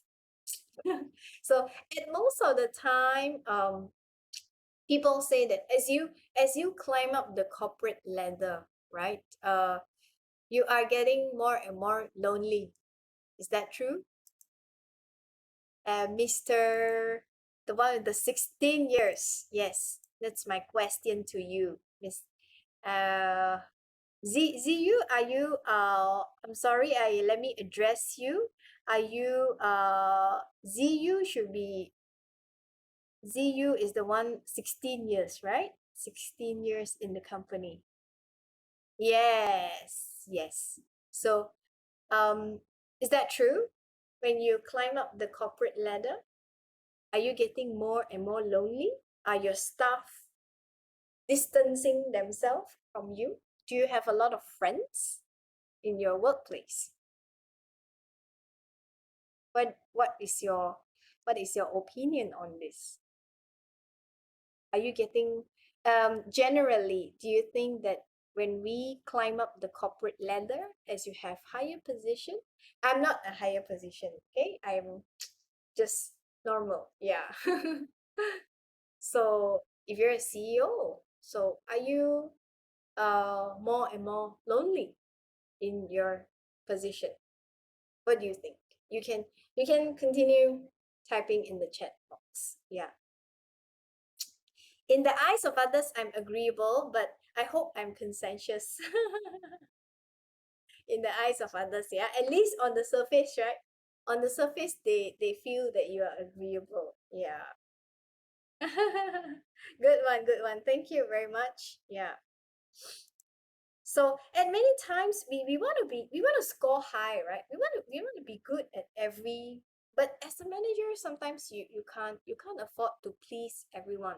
So conscientious simply means that you are responsible, organized, you're careful, you're diligent, you do your tasks well. So when I say you're a conscientious person, which means you do your job well. That's all. Yeah, you do your job well. You organize your time, you're a neat person. Yeah. And there are many times, right? They say you want to see whether your employees are conscientious or not. You look at their desks. If their desk is a whole lot of mess over there, then probably they need some housekeeping. Yeah. So take a look at your staff desk tomorrow. Conscientious. Yeah. And next one is emotional stability. Emotional stability is a way of someone maintaining their emotional balance under stressful circumstances. Yeah. When you have to make a choice, to promote someone and to demote someone maybe. Yeah. So how would your employees react to this? And how can someone maintain emotional balance when there is a stressful circumstances? For example, your boss is putting the pressure on you. And how are you going to maintain your nice face at the office, smiling, happy? But yet your boss is banging at you every day. Yeah, so emotional stability is very important, right? Coming to think of it, I actually have worked before with a boss who has very low emotional stability. So in fact, he actually scolded one of the staff in a meeting. He just scolded. He hurled abuses. He just scolded, and he used his finger to point at the staff. Yeah, so which I felt that it's relatively a bad effect on all the stuff that is there. So I had this kind of boss before, who actually point at someone and tell this guy to get out, get out now. So uh when you are scolding someone or your staff, if you are pointing like this is a very, very, to me as an employee, I feel that this is um, a very bad gesture. Yeah. So never we try. Keep your fingers. We never. Because at the workplace, I think we are all adults, right? So it's relatively ugly to point at someone. Yeah. Have you ever had bosses, or have you ever had people like that before? Yeah, I think emotional stability is very important. Like all of us, we display an attitude, or we display a behavior that is acceptable in the workplace to make sure that is harmonious, that the workplace is happy to work with. So if you have poor EQ, right? They say EQ 很低的. Anything you just blow up and you just scold your staff. So that is a pretty bad effect on all the employees that is there. Yeah, what would other people think of you? Yeah. So if you have these kind of bosses, I don't know. I guess it's just a bad day. Yeah, but yeah, I do have that before, and I feel that is not appropriate for a workplace. Yeah, emotional stability. And the next one is openness to experience. There are some bosses that do not want to try new things. So they have low openness to experience. They don't want they don't want to try new things. You talk to them about technology, they'll be like, what? Technology? Technology means spending a lot of money. No, I don't want to use it. Yeah. So openness to experience means someone who's always trying something new. They are very imaginative, they are curious, and they are open-minded, right? So these are the dimensions of the big 5 model. Yeah. So, of course, we have some of the characteristics that is the most important to the business success. So, whenever there is certain companies, there are many ways of companies can merge together because of buy over, because of acquisition, because of company takeover. So, what are the most important characteristics? Most important is persistence. Persistence is actually, I think I know, persistence is 坚持。我要减肥，我也是要坚持。Yes, 减肥 is also something that requires a lot of persistence. Am I correct?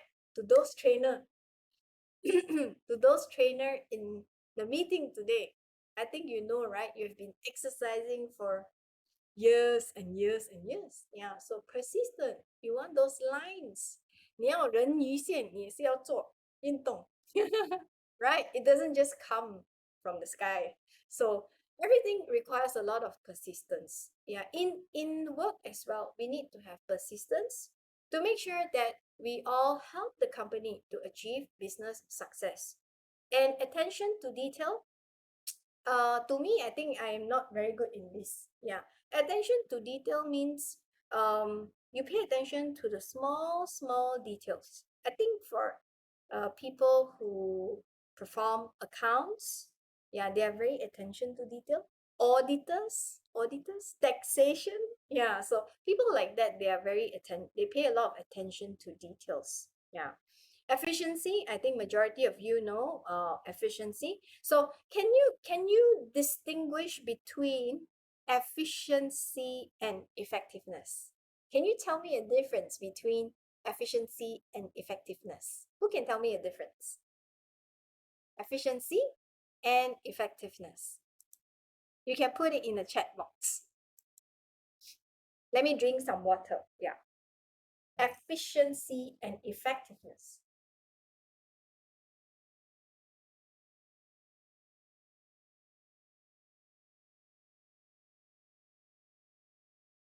Yes, ladies and gentlemen, anyone who wants to provide a little bit of understanding on efficiency and effectiveness.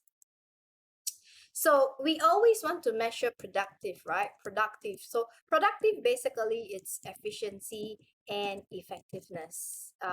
Well, in many management books, we say efficiency and effectiveness is always being productive. So I think I would like to hear from all of you. As we know, Chinese are very productive, very hardworking people. So how do you define efficiency and effectiveness? Attention to details will greatly improve efficiency and will not make mistakes and lead to repetition. Yeah, I agree. Attention to details will greatly improve efficiency. Yes. Yeah, I will try to be more detailed. Yeah. There are certain times, yeah, I also need certain improvement in this attention to details. Yeah. So, ladies and gentlemen, efficiency. Yeah, efficiency and effectiveness. So, when you say about efficiency, yeah, efficiency according to the books, which means that when you, let's say in a hospital, for example, in a hospital, right? So if a hospital is effective means it address to the needs of the patient. Yeah. So you can say that the hospital is effective. But if you say that the hospital is effective and efficient, which means that they address to the patient's needs at the lowest cost possible. You're using the least resource to achieve the objective or the needs of your customer. So productive means efficiency and effectiveness. So in a way, efficiency means you are using the least cost possible to achieve the needs of your customer. So usually we will have different ways of being efficient. For example, you try to cut your cost and you try to increase the workload of your current employees. And that is not a very good news for employees, right? You are working more, you're taking more workload in order for the company to be efficient. Yeah. So there are many problems, there are many repercussions on the employees when a company tries to achieve efficiency and effectiveness. Yeah. So there are many effects on the employees. Yeah, because if you look at the employee perspective, they will be doing more. They'll be doing more. At the same time, they are also trying to meet the needs of their bosses. So there could be a lot of stress, a lot of things that's going on. Yeah. So productive meaning efficiency and effectiveness. So we try to in Malaysia as well, we try to be efficient. And most of the time we are effective, but efficient, yes, people, employees are usually afraid when companies become more efficient because they need to cut the cost. Yeah. So we are quite afraid of that. And the next one is analytical skills. Analytical skills means, let me just, yes, zoom this. Oops, let me just zoom this. Analytical skills, it simply means 分析. Yes, analytical means 分析. There are some people who are very good in this analytical skills. You can try it on your kids. You can give them some tests to do. Yeah, 分析能力. Yeah, analytical skills. And setting high standards. There are people who have high standards. They are perfectionists. Yeah, when you work with a perfectionist boss, I think you will be very stressed. Yeah, perfectionist, because they need everything to be attention to details. They need you to score A in every component. Yeah, so you will be very stressed as an employee who has a perfectionist boss. Yeah. Perfectionist boss, usually they are pretty good at what they are doing, but they also give a lot of stress to the people under them.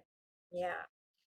他们要求完美，所以很难很难。I'm very scared. Luckily, so far I can't think of anyone who is a perfectionist. Even my boss, they also make mistakes. Yeah, people make mistakes, right? Yeah. And next, what are the strengths and weaknesses of the MBTI? So basically, when you have these 5 categories, why is it relevant and what does it affect in a workplace? So when you have emotional stability, basically you have less negative thinking and less negative emotions, and you are less hyper vigilant. Hyper vigilant, it simply means 过度过度警警惕，惕，过度警惕，过度警惕，过度警惕，过度. As you know, anything that hyper is not very good, right? 过度警惕. So, anything that exceed or hyper, it might not be good on your employees. Yeah. So try to control. Yeah, we need to control our emotions. And extroversion, it can help managers to have better interpersonal skills, and it will lead to higher performance. And openness will help managers to have increased learning, more flexible and autonomous. Yeah, autonomous simply means that it means 自主性，自主性. Yes. So it tries to help the managers to become more flexible. Yeah. And at the same time, you can design your training more effectively when you are open as a manager. Yeah, that can actually help you to become an excellent leader. And next one is agreeableness. If you are agreeableness, I think your staff love you. Yeah, you are better liked. And at the same time, they are happy.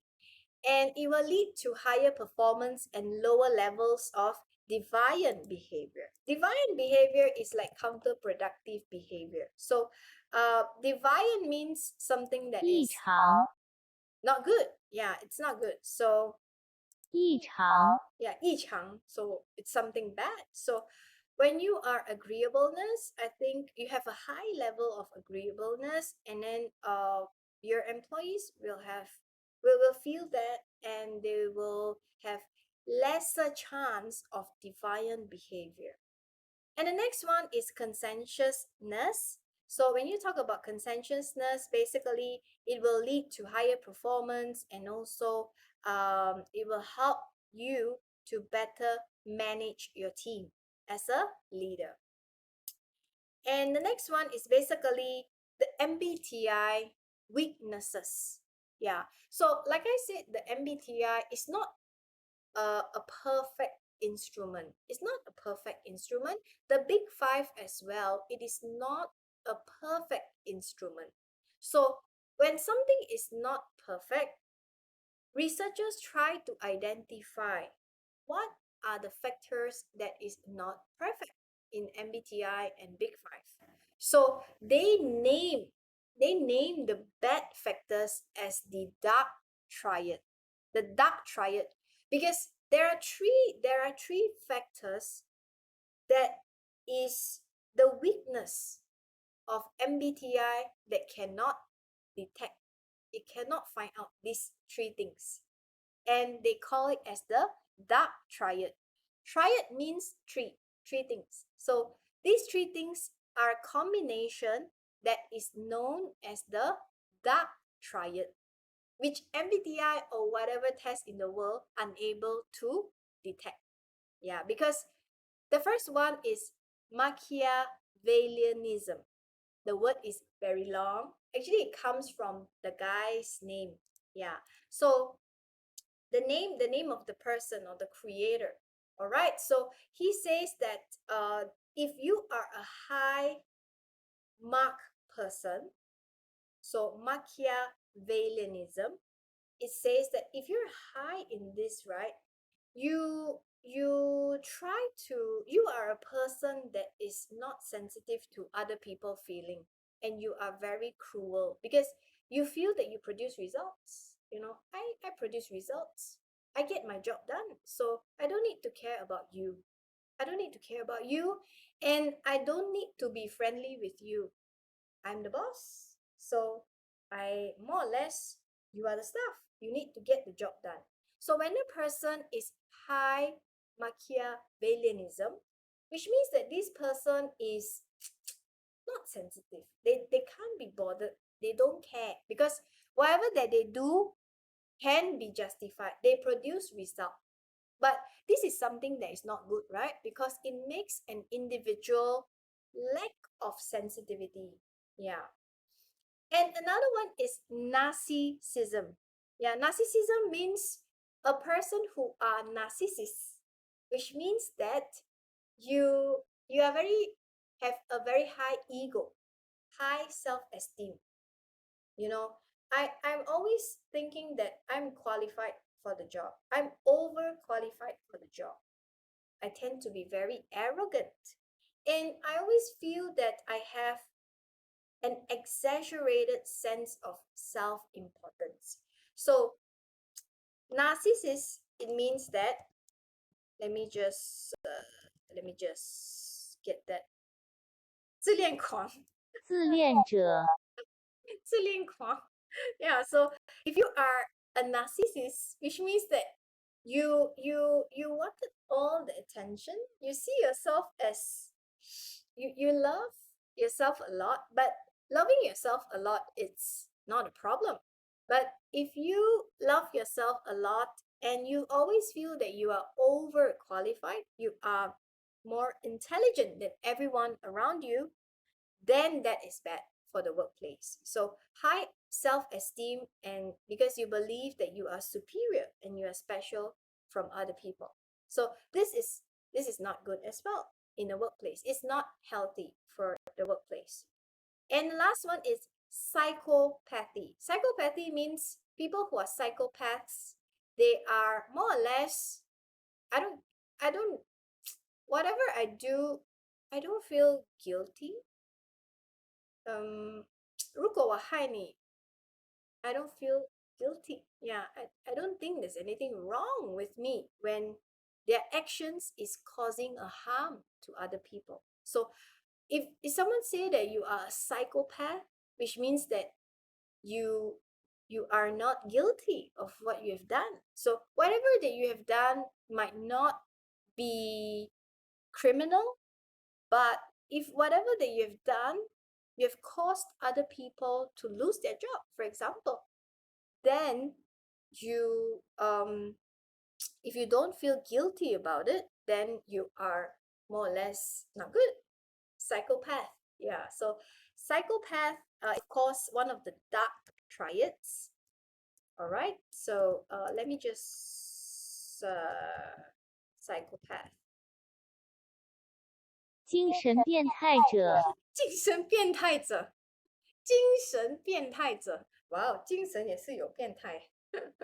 Okay, yeah. So I mean, this is the serious ones, right? So MBTI and whatever test, they can't find out this. They can't.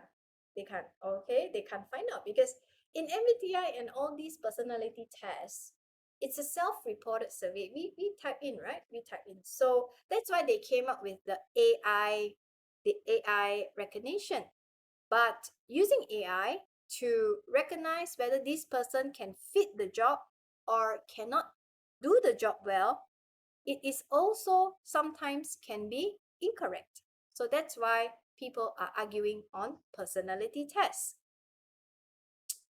All right, so the next one is why people want to study about the dark triads. Researchers, they know that this is bad. All right, this is bad. And this cannot be traced. So why they want to study? Because there are employees who are antisocial.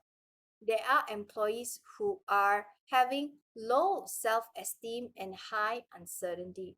So antisocial people, they are indifferent and they have colors over others. So when you are colors, which means you are 冷 quite 酷， cold. Yeah, you are quite cold. You won't be happy working with people like colors. Yeah, you won't be happy because they're very cold. They are just indifferent. So managers, you also need to see why your employees are indifferent. Yeah, why are they 冷漠 indifferent? Yeah, so managers want to also know more why we have the dark side, the dark triads like this, and how we can use that to improve your personality of your staff. And also, the next part is schizotypal. Schizotypal is those that have schizophrenia and they are quite loner. They are quite alone. They don't want to mix with friends at the workplace. And they are unconventional and slightly strange. Yeah, there are individuals who are like that because you can't find out about this when in a job application. So you won't know until they come into work. And there are people who are obsessive compulsive as well. They are perfectionists, they are stubborn. Obsessive compulsive means people who are stubborn. Yes, obsessed. When you are obsessed with something, you are 痴迷， 痴迷. You are obsessed with something. You're obsessed with plastic surgery, for example. So you get your face done like, like Barbie. So obsessive means in an employee perspective, they can be very stubborn, but they can be good. They can be good at what they do, but you need to know how to motivate these people. And the last one is avoidant individuals. Avoidant individuals, they tend to avoid. Yeah. And they feel that things that you give to them is always not enough. You can never satisfy avoidant people. And they don't like criticisms, which means they don't like you to comment on their work. So these are the type of people that managers often find it very complicated to deal with. All right. And what are some of the other personality traits that is relevant to OB? So apart from knowing your personality type, right, there are also other characteristics that we are concerned in the workplace. We need to know as a manager in the workplace. The first one is core self-evaluation. So just now I already mentioned core self-evaluation means how an individual see themselves. Yeah, how much is their self-evaluation? Are you positive about yourself? Are you confident with your qualifications? Remember, a person who have positive self-core evaluation, they are more or less have a better job satisfaction. And these are good personalities that managers you want to have. Yeah, you want your staff to be positive about themselves. There are some people who are very lack of confidence, right? So they are unable to come up to speak with people. They are unable to stand in front of the crowd to say something. So it's good for managers to train your staff to have core self-evaluation. They must be confident with themselves. So there are people who really unable to talk. They prefer to talk to sit in the office and talk to no one and just do their routine job. So try to see how you can positively enhance your staff self-evaluation. Everyone will have their own self-worth. You see yourself as someone doing a meaningful job, and it's something meaningful for you. And next one is self-monitoring. Self-monitoring means how well is the individual adjust to the environment, to the behavior. Remember dissonance, cognitive dissonance? So when your staff, when they see the boss face is not happy today, they must be able to be sensitive and monitor themselves, monitor their behavior to the external or situational factors. So self-monitoring, it measures the individual ability to adjust to the external or situational factors. Same goes to you as a manager. You also need to be able to adjust your behavior according to the situation. And the last one is proactive personality. Proactive is something that is not you can't really force the person. You can't force the person to be proactive. 积极主动的 Proactive means 主动, right? Yeah, in 主动, you need to be 主动. Yeah, if you want to actually have a good relationship with your staff, 你一定要主动. Yes. So, 主动的 personality, yeah, which means that people, they show initiative, they take action, and they persevere. They continue until they see the change. So, proactive personality is very important because it will help to improve the workplace and also the working relationship. So as managers, you must be very initiative. You need to have a proactive personality to make sure that your staff feel that, and they also feel the confidence that you have in them. Yeah, so proactive can be in many ways. You can initiate new processes, you can initiate new ways of doing things, you can initiate a conversation, as simple as a conversation. It can also show that you are trying to have a good relationship with your staff or your employees. So what personality characteristics predict job search behavior? So of course, self-esteem and self-efficacy is very important. Yeah, it is actually part of the core self-evaluation. how you see yourself, how confident are you? 没有自信也是不能，太多也是不能。Yeah, so you need to have a balance. Yeah, you can't be over, because over, which means that you are arrogant, you feel that I'm the smartest, but no, in fact, but you need to have a little bit of confidence in yourself that you can do it. Yeah, so that can actually help you when you are looking for a new job, or when you're looking for a new opportunity or a new career. And there are many researchers that come up with theories, models, right? Theories or model. One of them is the situation strength theory. It says that the situation, the personality that translate into behavior depends on the situation. 看情形. Yeah, situation strength theory. It says that our personality, more or less, we see the situation as well. There are researchers that says situation will determine the behavior. Yeah. And that is the meaning of the situation strength theory. And the next one is basically trait activation theory. Trait activation theory, it says, this theory, it says that as managers, you can activate certain traits or certain characteristics. For example, if you're an accountant, you might want to need different types of skills, which a manager can identify through the test, and you can train on it.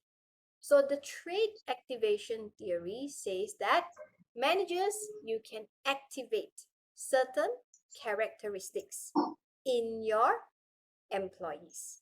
All right. Let me just mute. Yep. Okay. Right.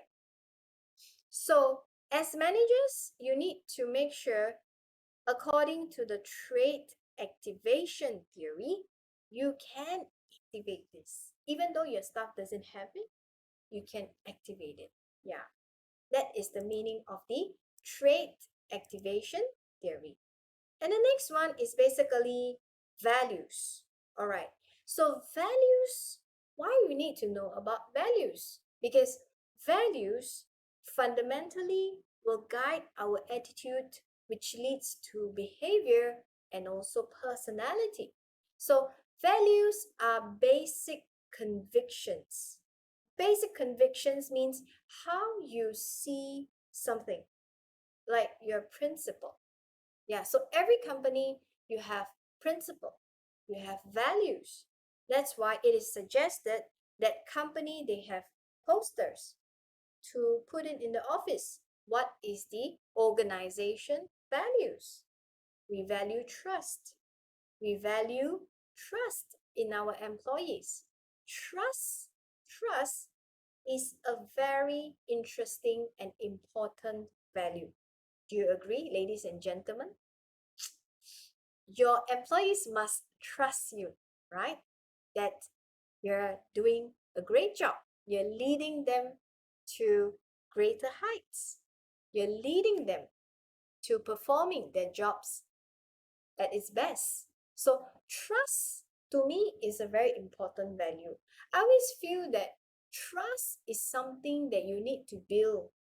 You need to build it with your staff. You need to build it with your boss as well.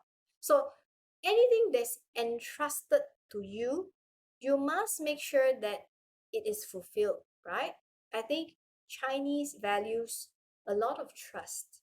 Yeah, so imagine if someone just bullshit you, right? They just bullshit you. They promise you something, but they bullshit you. So you're gonna cut them off your list. Am I correct? Yeah, so values is something very important that we have to build a trust with you and your employees. They must trust you. If not, it's very difficult for you to motivate them. So each and every one of us, all right, we have our own values. Our parents teach us we need to be righteous. We need to be honest, in whatever that we do. We try our best to be as true as possible.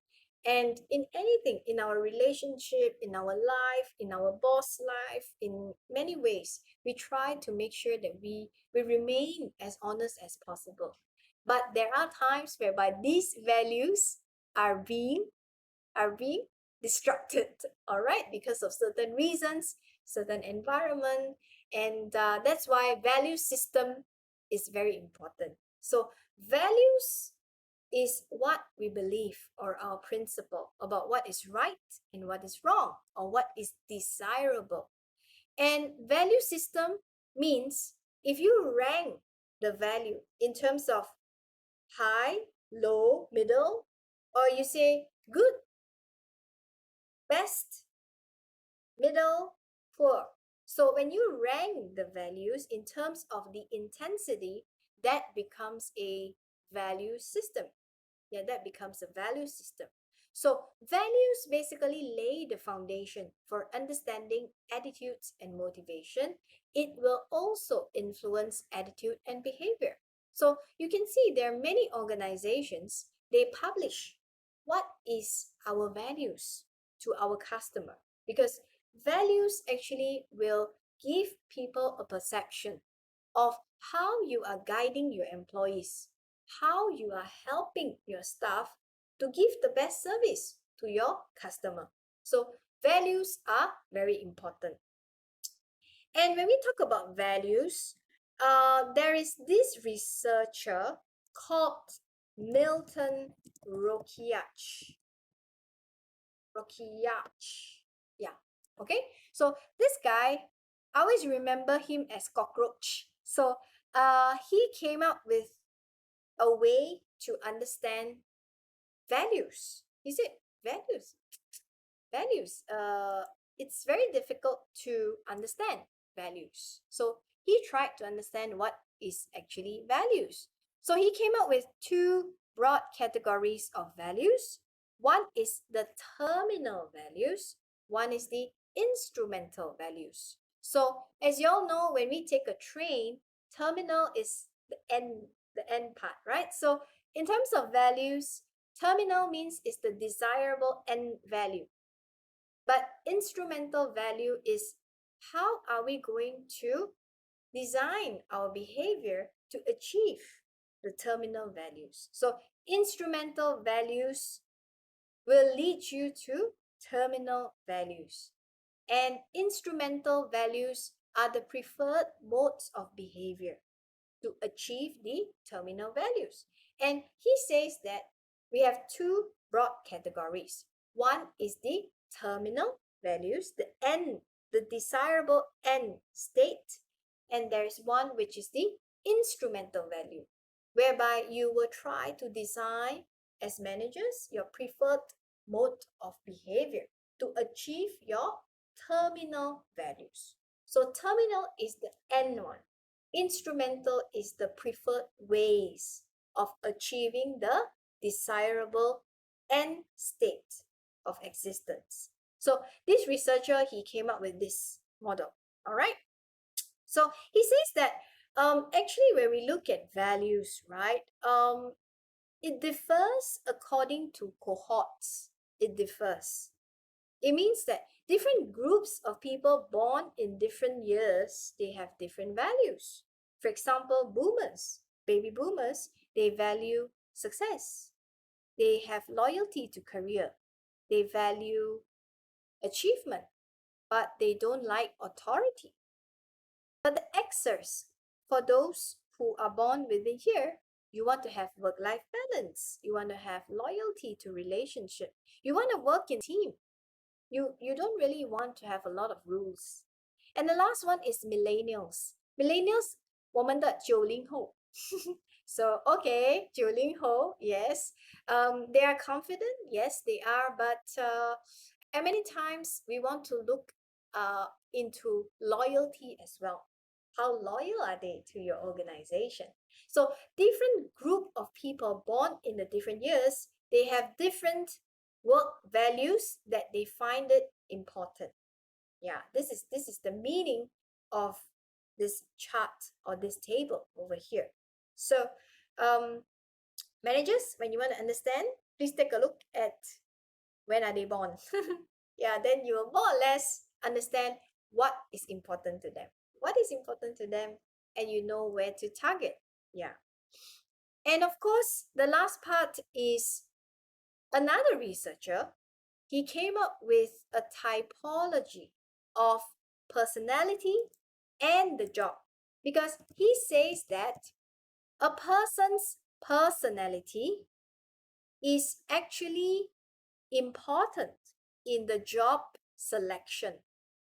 Yeah. So John Holland, 1959's theory, he says that a person can be in a person job fit or person organization fit. So as a manager, you need to be able to understand the personality of your staff. So that's how the occupations can fit, or it can be a match to the personality. So when there is a match between the personality and the job, we have person job fit. When there is a match between the person and the organization, then we have person organization fit. So John Holland says, if you get this right, then the person will be very happy in the job. So, for example, people who are realistic, they are shy, genuine, and they should work as a mechanic or an assembly line worker or a farmer. Farmer. Wow. So, if you're investigative, you always want to know about things. You should work as economist, mathematician, news reporter. If you're sociable, friendly, a social worker might be an appropriate job for you. Perhaps clinical psychologist as well. It can also be a job that can fit your personality.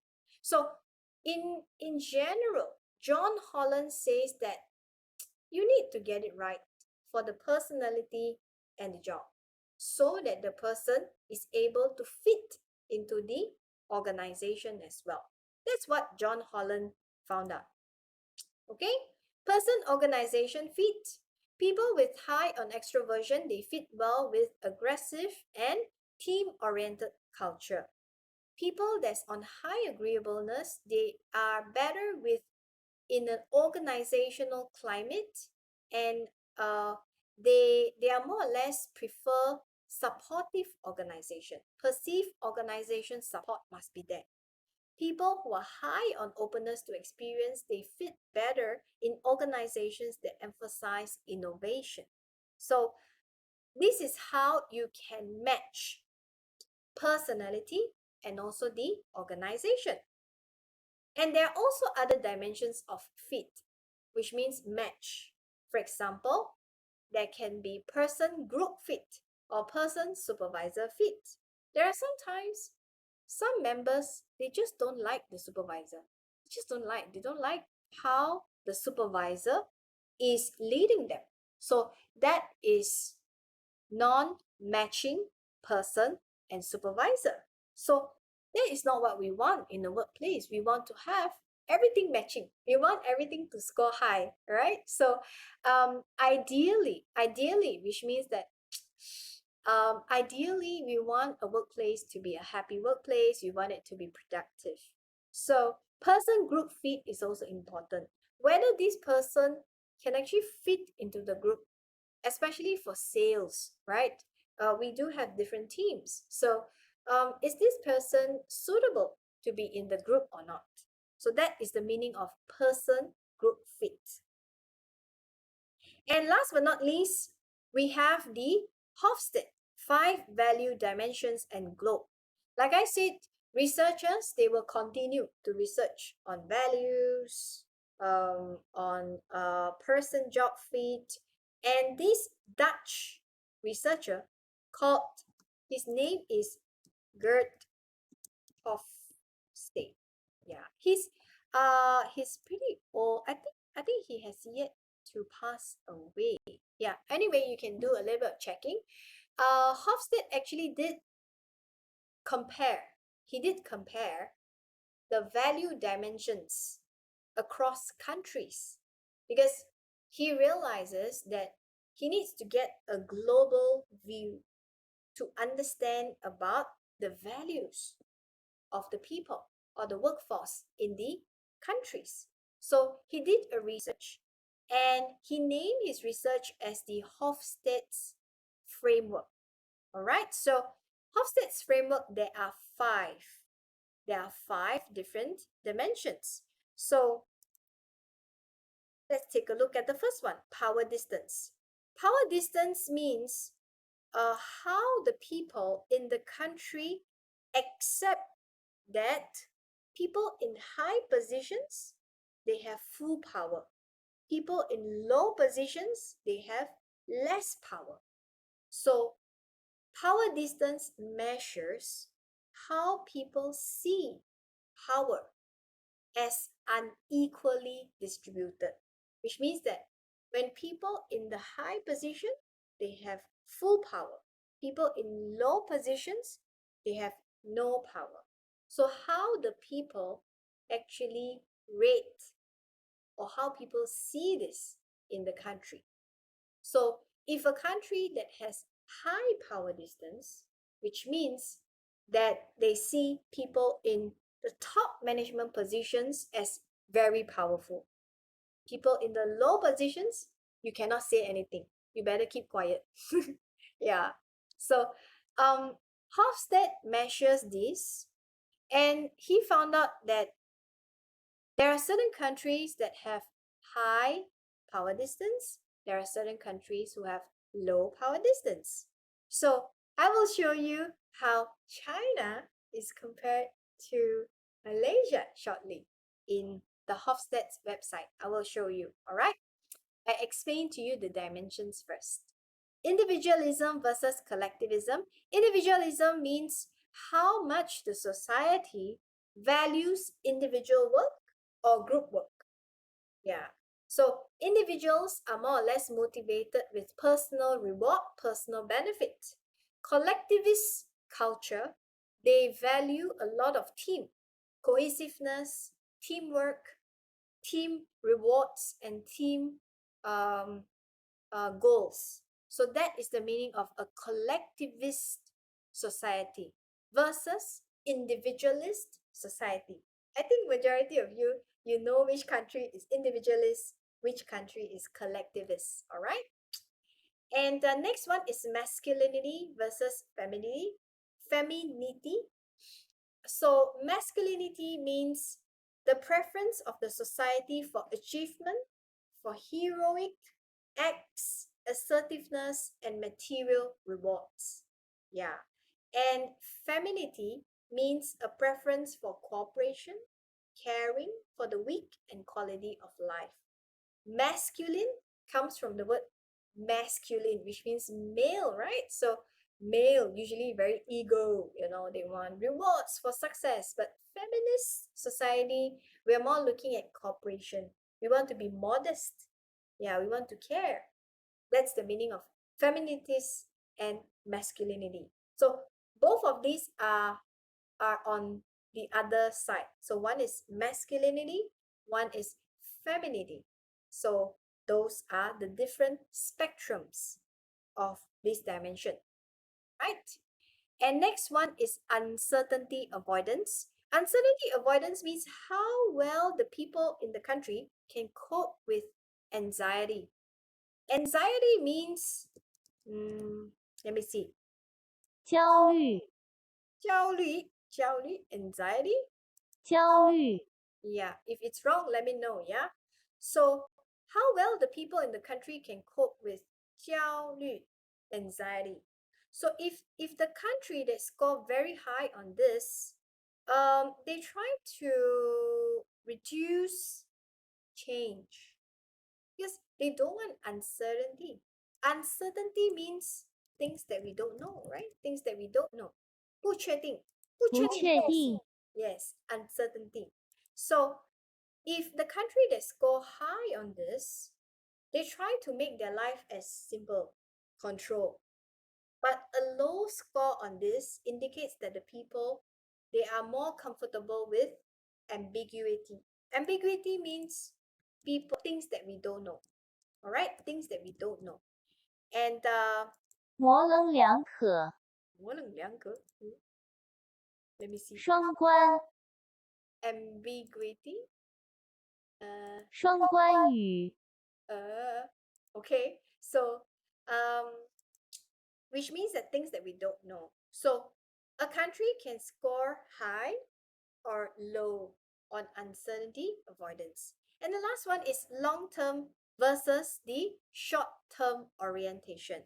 When your long-term means this society, they focus on the future. Focus on the future. If you have a short-term orientation, means you value now or past and consider them important.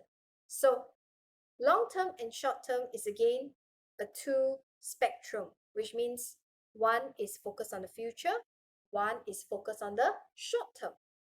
They consider the present or the past is important. So this is the different dimensions of the Hofstede's framework. So let me pull out the website. Let me show you how does people in your country measure all these things. Yeah, so you can actually do a measurement for all this. Wait, give me a moment. Let me just do it very quickly. In fact, he actually came up with the latest dimension, the sixth dimension, to measure whether the society is materialistic or not. Yes, the sixth dimension. All right, so let me just pull up this one and I will share with you.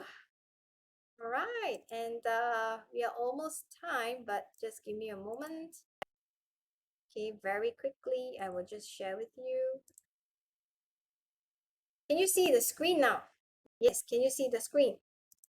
So I'm actually looking at this Hofstede's Insights, this website. So you can actually compare countries based on the values for 6 dimension. So remember I told you he added in one new dimension. All right, so if we take a look at China, whoa, oops. Okay, let me just, okay, I cannot scroll. Give me a moment, yeah. Okay, so type of country. Just type the country. And you can actually do a culture comparison. So this is, he will actually rate, give a score to each of these dimensions, right? So I can see that China, you see value, you have a high score on power distance and a low score on individualism. So which means China generally is more or less focused on collectivism. You value a lot on group goals, teamwork. Yeah.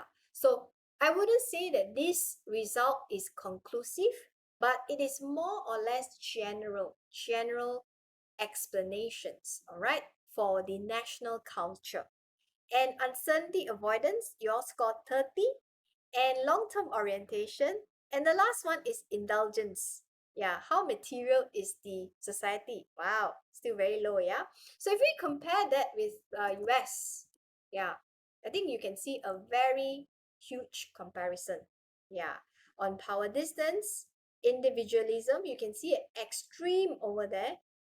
They are highly individualist society, masculinity almost there, uncertainty avoidance, they dare to take more challenges, they dare to be unknown, okay, uncertainty, long-term orientation, these guys are very short-term, I just want to know now, all right, and indulgence and restraint.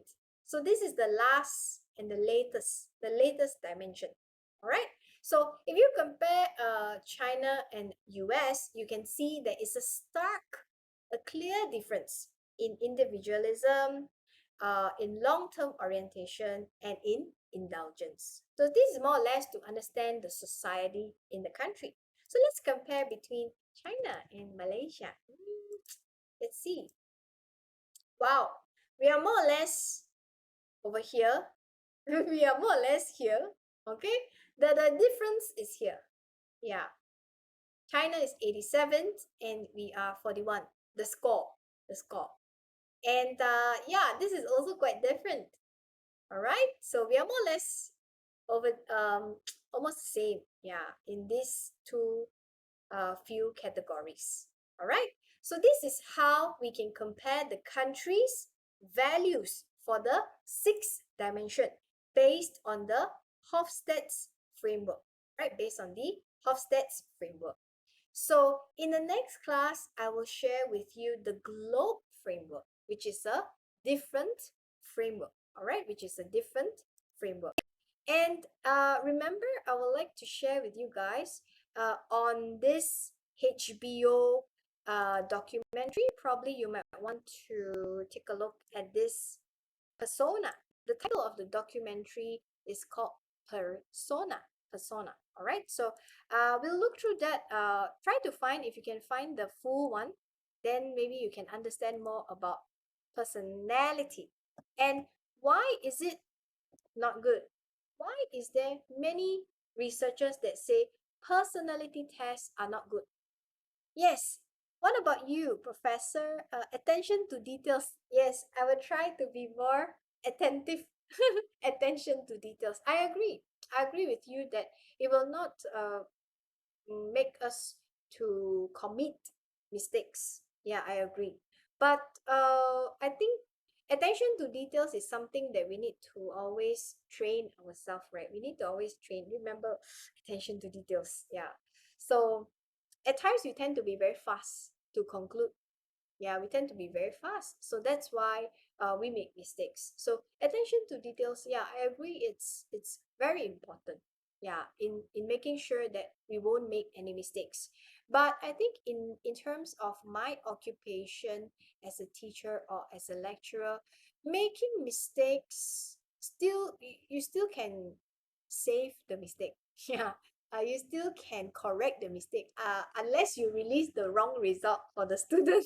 If I release the wrong result for you guys, then yeah, I'm making a huge mistake. So yeah, that's why I try not to look at my phone or get disturbed when I'm doing my marking. Yeah, it's very important because if I'm giving the wrong mark, then it will be a huge mistake. Yeah.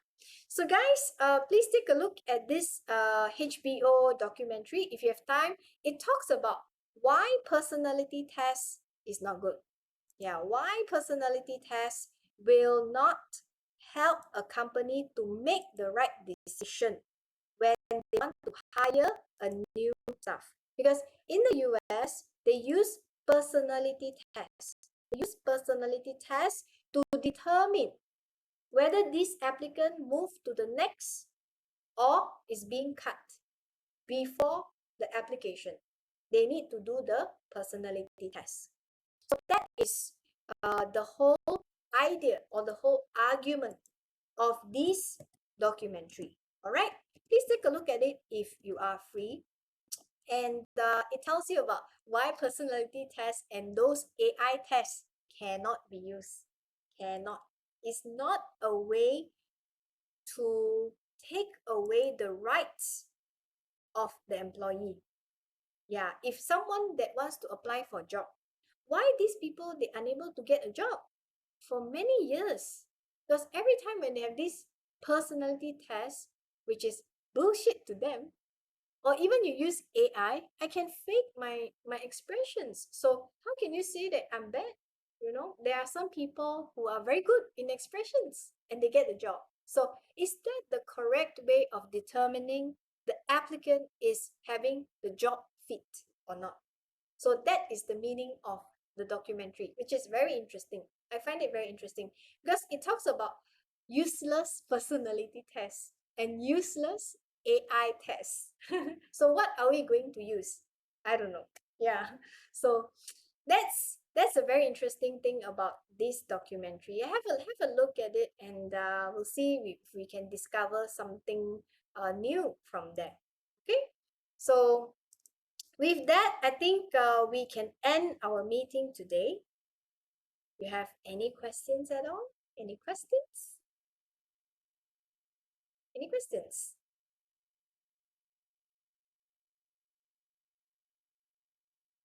If no questions, you can always stay connected to me. You can ask me questions. Let's have a break now, and I will see you next week. Yeah, I will see you next week, and we have more understanding about the framework for personality and continue the lessons. Probably I'll go a little bit faster next week so that we have time. Probably if you want to conduct your presentation, then we have time for that. All right, I'll go a little bit faster. So have a great week ahead, and enjoy. Make yourself happy with whatever that you do. Make yourself happy and more productive, efficient and effective. Yes. With that, we end our classes today. Thank you very much. I'll see you in the next class. Thank you. Have a great week.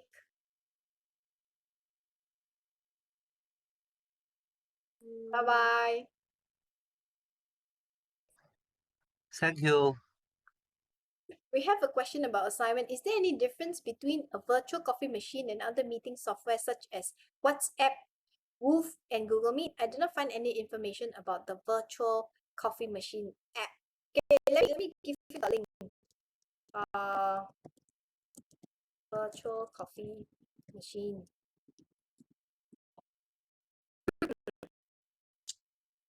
You can go through this company. This company is called Powell Software. It's a real case, yeah. So that's the, you can go through this link. It talks about the coffee machine app. This is the company website. Yeah. To address to the question, ZU, yeah.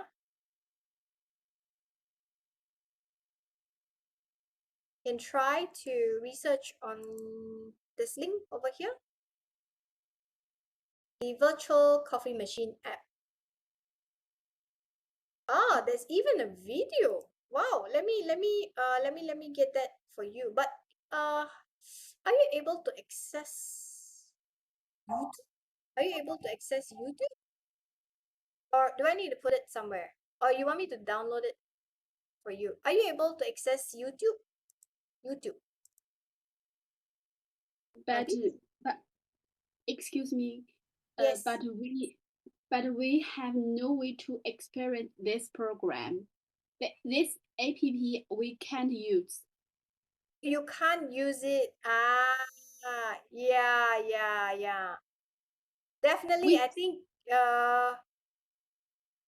is there any reason?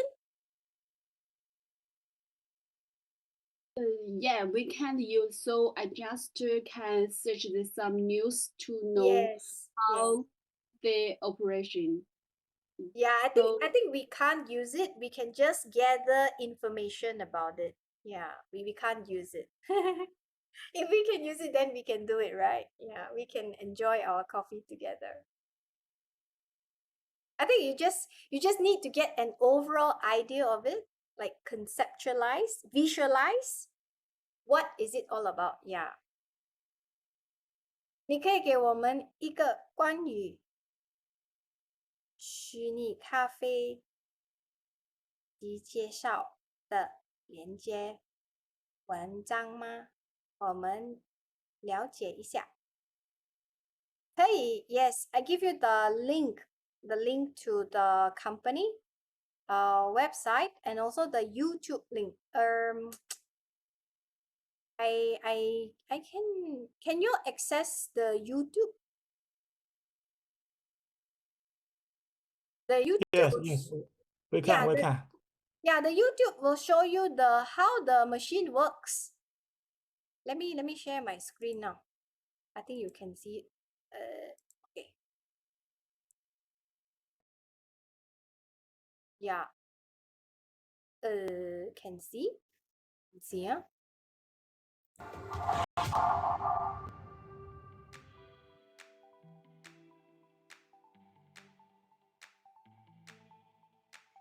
In this new hybrid work situation, what do we miss most about our office workplace? I know I miss the coffee breaks, the cold water fountain chats, as well as the candy machine contests. How can we bring all of these wonderful office workplace benefits into the hybrid workplace? What if human resources could easily connect employees through virtual meetings during short breaks each day, or even each week? What if an app automatically booked agendas and randomly set remote groups of people based on their availability and their subscription to a virtual space? And what if this virtual space considered to not set up one-on-one meetings, as they can be quite intimidating, but also to not set up full team meetings to allow everyone to share this communal virtual space? Imagine that as an employee, you could travel and visit your colleagues from different offices without actually being there in person. Keeping that in mind, Powell Software is happy to announce our virtual building with our virtual coffee machine. With the Powell Teams app, you can set up your own coffee machine meeting as well. All you have to do is fill in the meeting title, set the frequency as well as the time slot, and choose your maximum amount of participants. Now that you've filled in your Powell Teams coffee machine form, you will start to receive Teams invites for your coffee machine meetings. These meetings will include your coworkers, sometimes new coworkers. So to make sure that there's no awkward moments, we will provide for you different icebreakers directly within the meeting. All of these features will be included in the next release of our Powell Teams application. Want to learn more? Feel free to register for our free trial of Powell Teams on our website. Oh, interesting. It seems like we can register for a free, you guys can try it, yeah? Free software. Let me just have a look. If you guys want to register for a trial, you can check a look at the demo as well, the product demo. Yeah, in this link over here. Yeah, and probably that can be helpful for you to understand how it really works. You can register for a demo and have a look at the products and the solutions that they have. Actually, I think it's a meeting, but they name it as a coffee or a candy thing, so it sounds more interesting.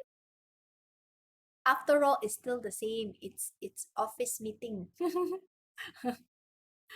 They try to make the best out of it. Yeah. I think you can see a demo over there as well.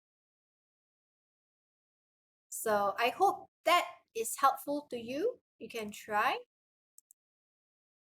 Right? Okay, thank you, Professor. Yes. Yeah. Unless the coffee machine app says when you join you get money, then we are going very quickly, immediately. Yeah. Okay, so go and try. If you can see the product demo, just try on it. Yeah, at least you have a better visualization of how it actually works. Okay, so I'll see you in the next meeting if you don't have any other questions for me. Okay, no question. Thank you, Professor. It's Okay, an just let enterprise me know. software. Yes. Zhao Shu Min says that this is an enterprise software that individuals cannot create. Yeah. It's like a company thing, right? So we can't create this. It must be integrated as an enterprise. Yeah. So that's why I think they have the benefit. Yeah. Okay. Anyway, we have a lot of software engineers. Maybe you might want to explore that and see how bad it is. And you guys can comment in your assignment. Yeah, how bad it is. Yeah. Good, I think we all know. It's very good in the promotion video. But bad, I think, yeah, that's a good part. We can comment and argue and contest. All right, so thank you very much. No questions? Then I'll leave the meeting for today. Thank you all for attending the class, and I will see you.